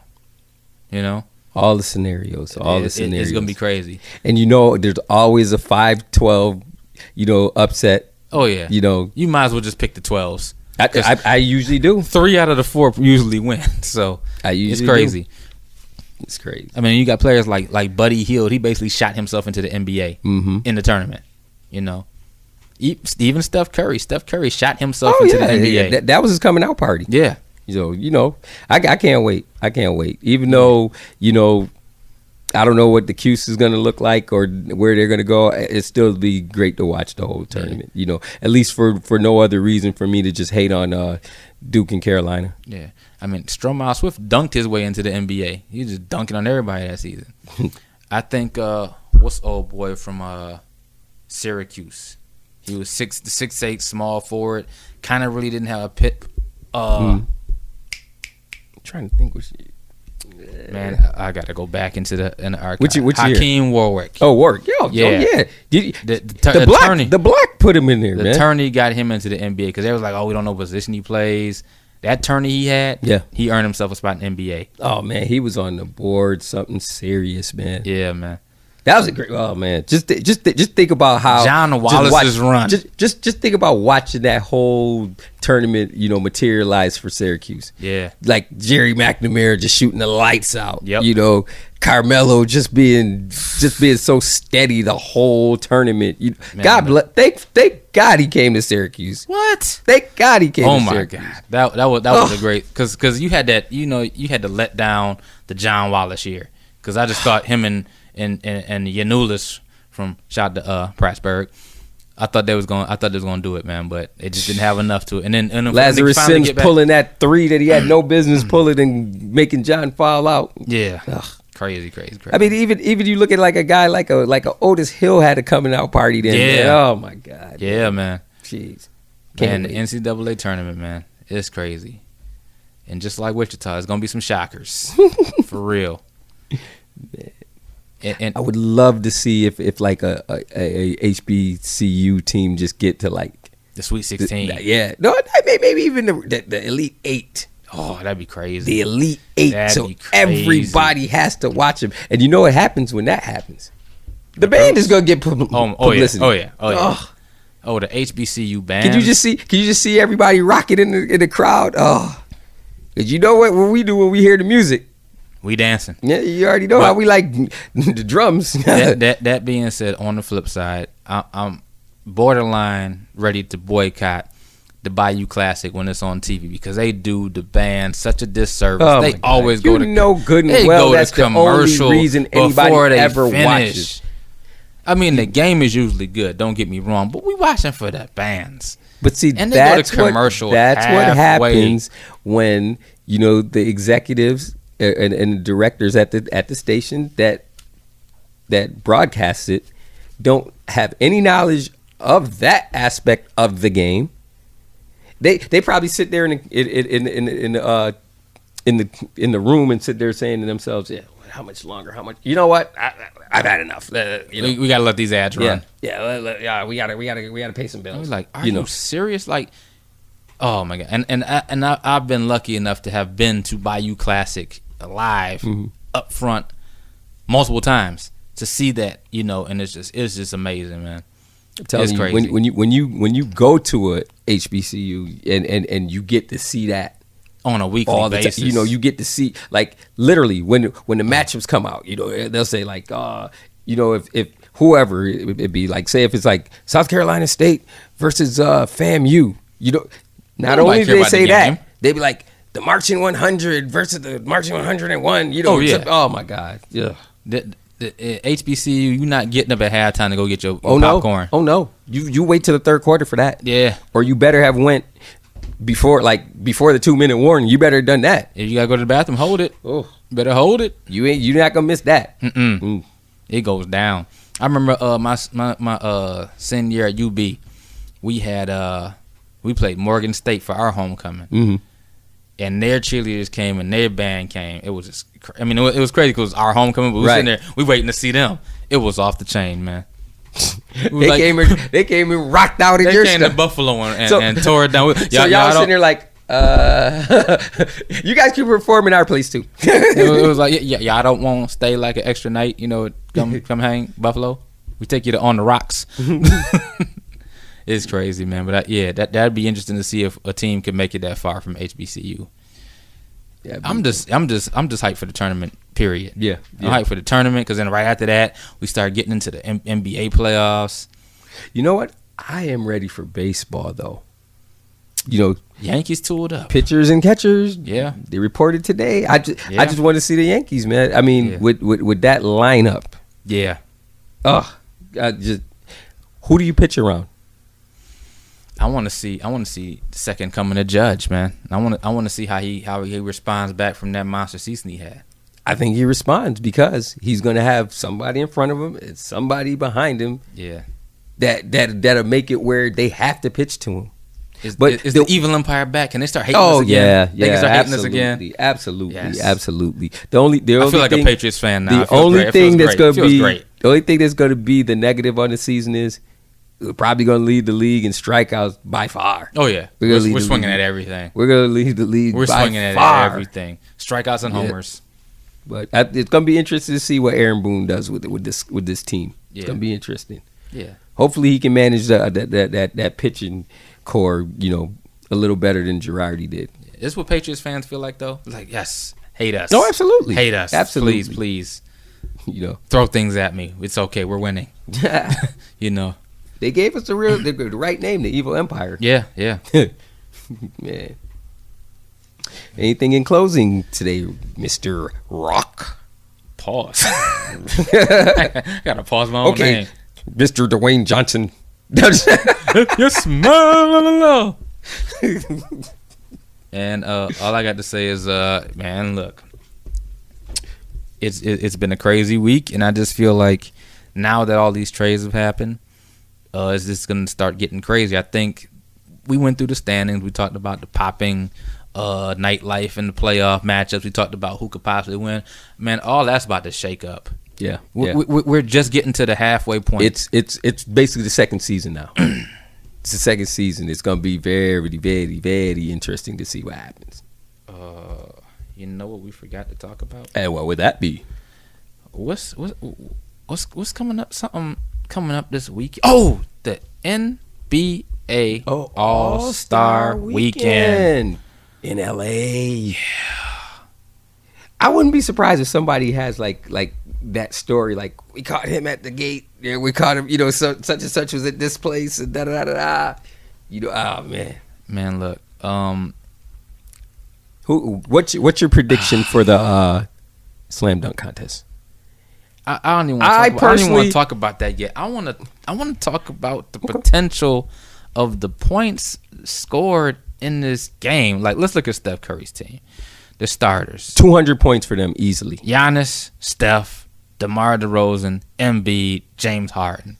200 points easily. On your bench, Jimmy Butler, Draymond, Horford, Damian Lillard, Kyle Lowry, Klay Thompson, Karl Anthony Towns. All scorers. You go to the West. You have Boogie's injured. You have Anthony Davis. Call all the injured players because that makes call them first because that makes a big difference to that team. Oh, injured. DeMarcus Cousins. No replacing them. Kevin Love. Yeah, you can replace him. Kristaps Porzingis. No replacing him. John Wall. Can replace him. Now, who do we have playing?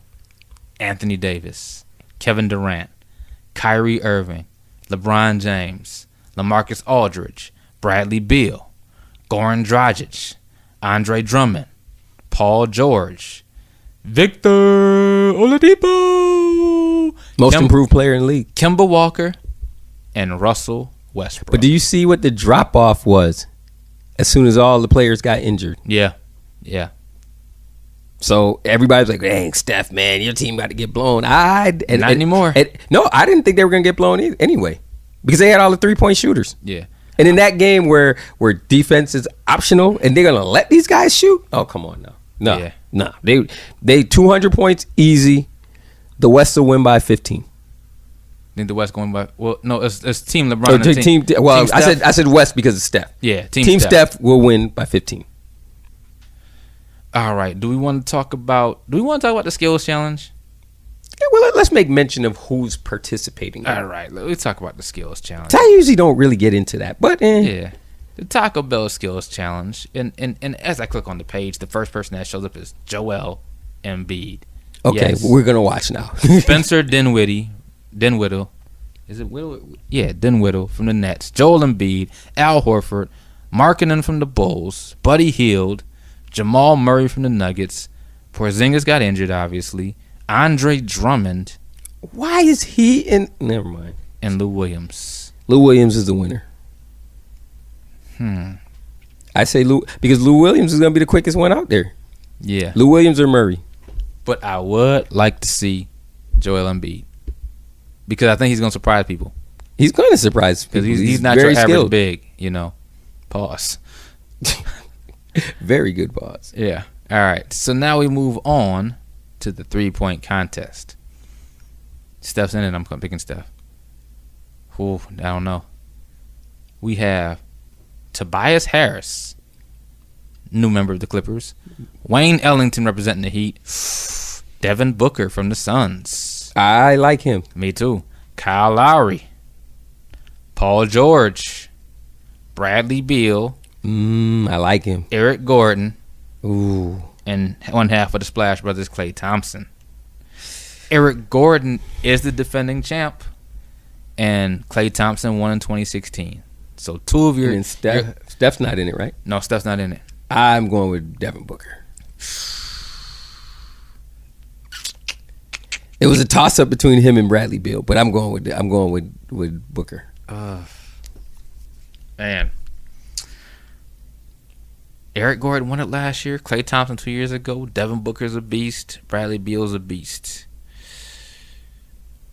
I'm going to go with Beal. Okay. Just to mix it up. I'm going to say Beal or Klay Thompson. So, y'all got that on record. I say Beal or Klay Thompson. No, I'm going to say Klay Thompson. Klay coming back to win it. I'm going with Klay Thompson. Mama naming Klay, I'm going to call him Klay. All right. So, we both went light skin. Yep. Yeah. We Draking tonight. Oh, Lord of mercy. The 2018 Verizon Slam Dunk Competition. Victor Oladipo, Donovan Mitchell, Dennis Smith Jr., and my pick for the finals 2018 dunk champion, I'm going with Larry Nance Jr. That's my pick. That's your pick. That's mine pick. too. I'm going with Larry Nance Jr. because I think Larry got some stuff that we ain't seen before. Because I've seen some of the dunks he done caught in games, and I'm like, he just effortlessly. He didn't plan that. He just caught it and reacted and did that, and now you give him time to plan stuff. Man, and he just got traded to Cleveland, and if he don't come out, he's in his coming out his dad jersey, I was about to say he got to. He got. I think he got to bring his dad out. He got to Josh Smith it. What if he jumped over his dad? Oh my God! And I think he could jump because over his dad is what 6'10", 6'11"? Yeah, and I think he could jump over his dad easily. You'd have to give him the win. You'd have to give him the win then. Yeah. I can't wait to see him. I can't wait. Yeah, man, I think it's gonna be interesting, and it's finally not gonna be on a weekend where I'm celebrating Valentine's with my wife, so I can actually watch it and not be getting like them looks over like you lucky this game good. You lucky I like the dunk contest because it's supposed to be our weekend. Right. We did that already, so it's all good. So I can watch free and clear. I think the only competition that All-Star Weekend would have this year, Black Panther. Yeah. I think that they're gonna have a lot of competition with that. But the dunk contest and all of that is Saturday night. Yeah. If you're smart like me, you got your Friday tickets because I got mine. I got mine. When you going? What showing? The 10:45 showing at the IMAX on Buffalo Road. Okay, I'm going to the 10:05, I think it is, out in Regal Henrietta. Okay. Because I tried to get it for Buffalo Road, and my page kept refreshing every time I clicked Showtime. So I said, you know what? You don't want me to go there. I'm gonna go somebody else.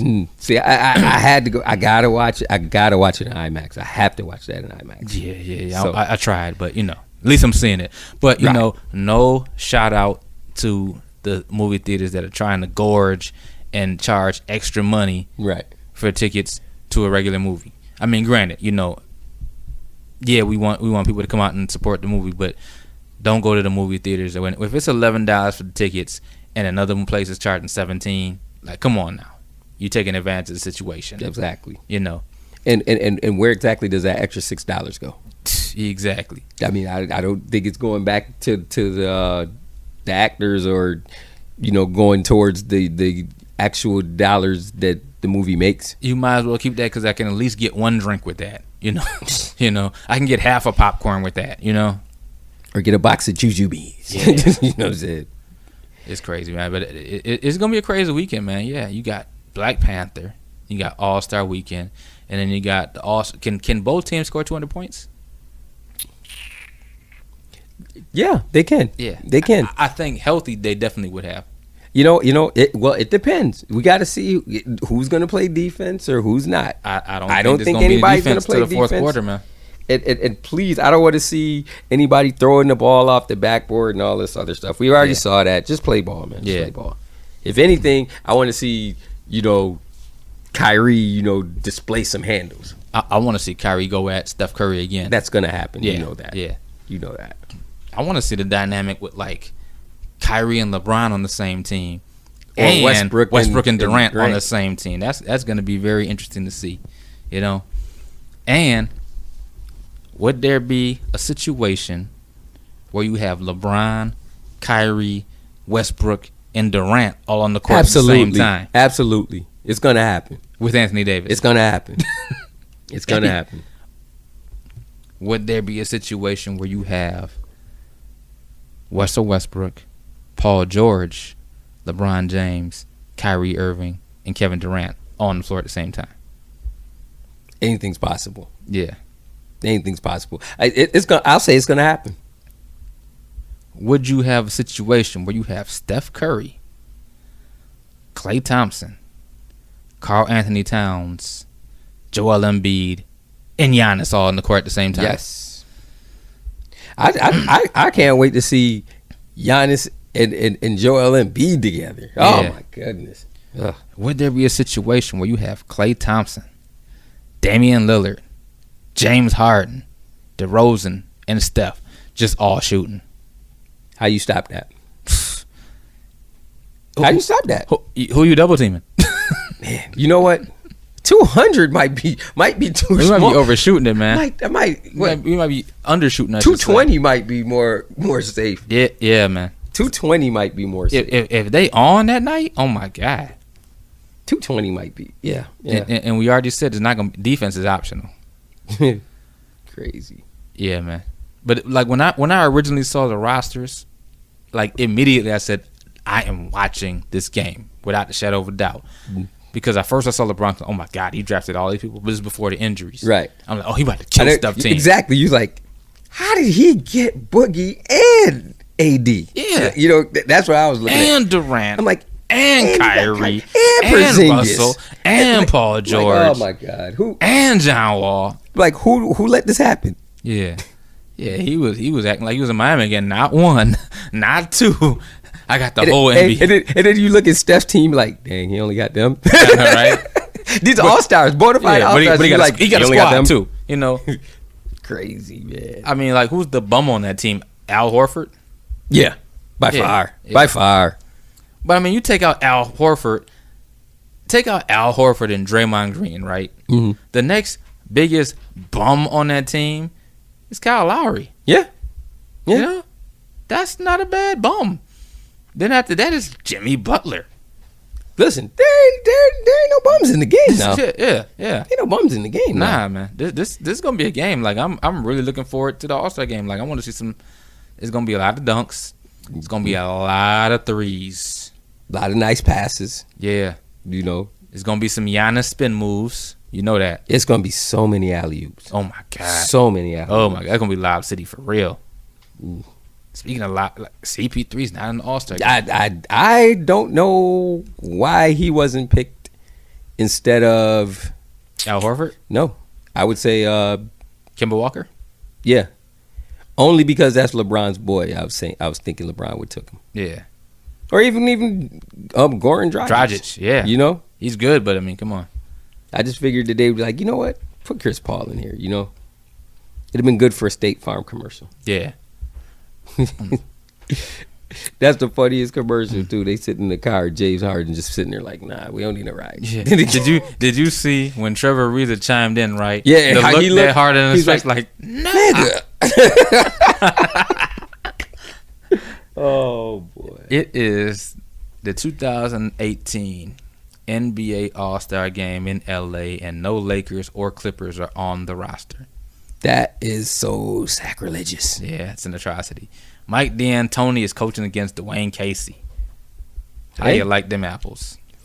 Well, we know why Mr. Casey is coaching, first place team. Yep. As far as D'Antoni, he's coaching because Kerr can't. Yeah. Pretty much. It's going to be interesting to see what the reception he gets. D'Antoni? Yeah. Yeah. Seeing as he's considered the start of the end for the Lakers. Yeah. I hate thinking about it because yeah. With hindsight, we should have just said, you know what, Phil, let's go.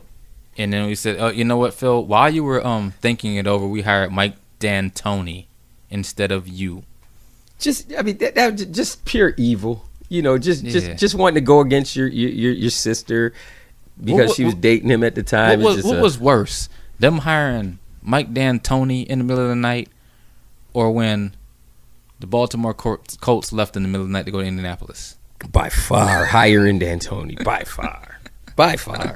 Sorry, Baltimore.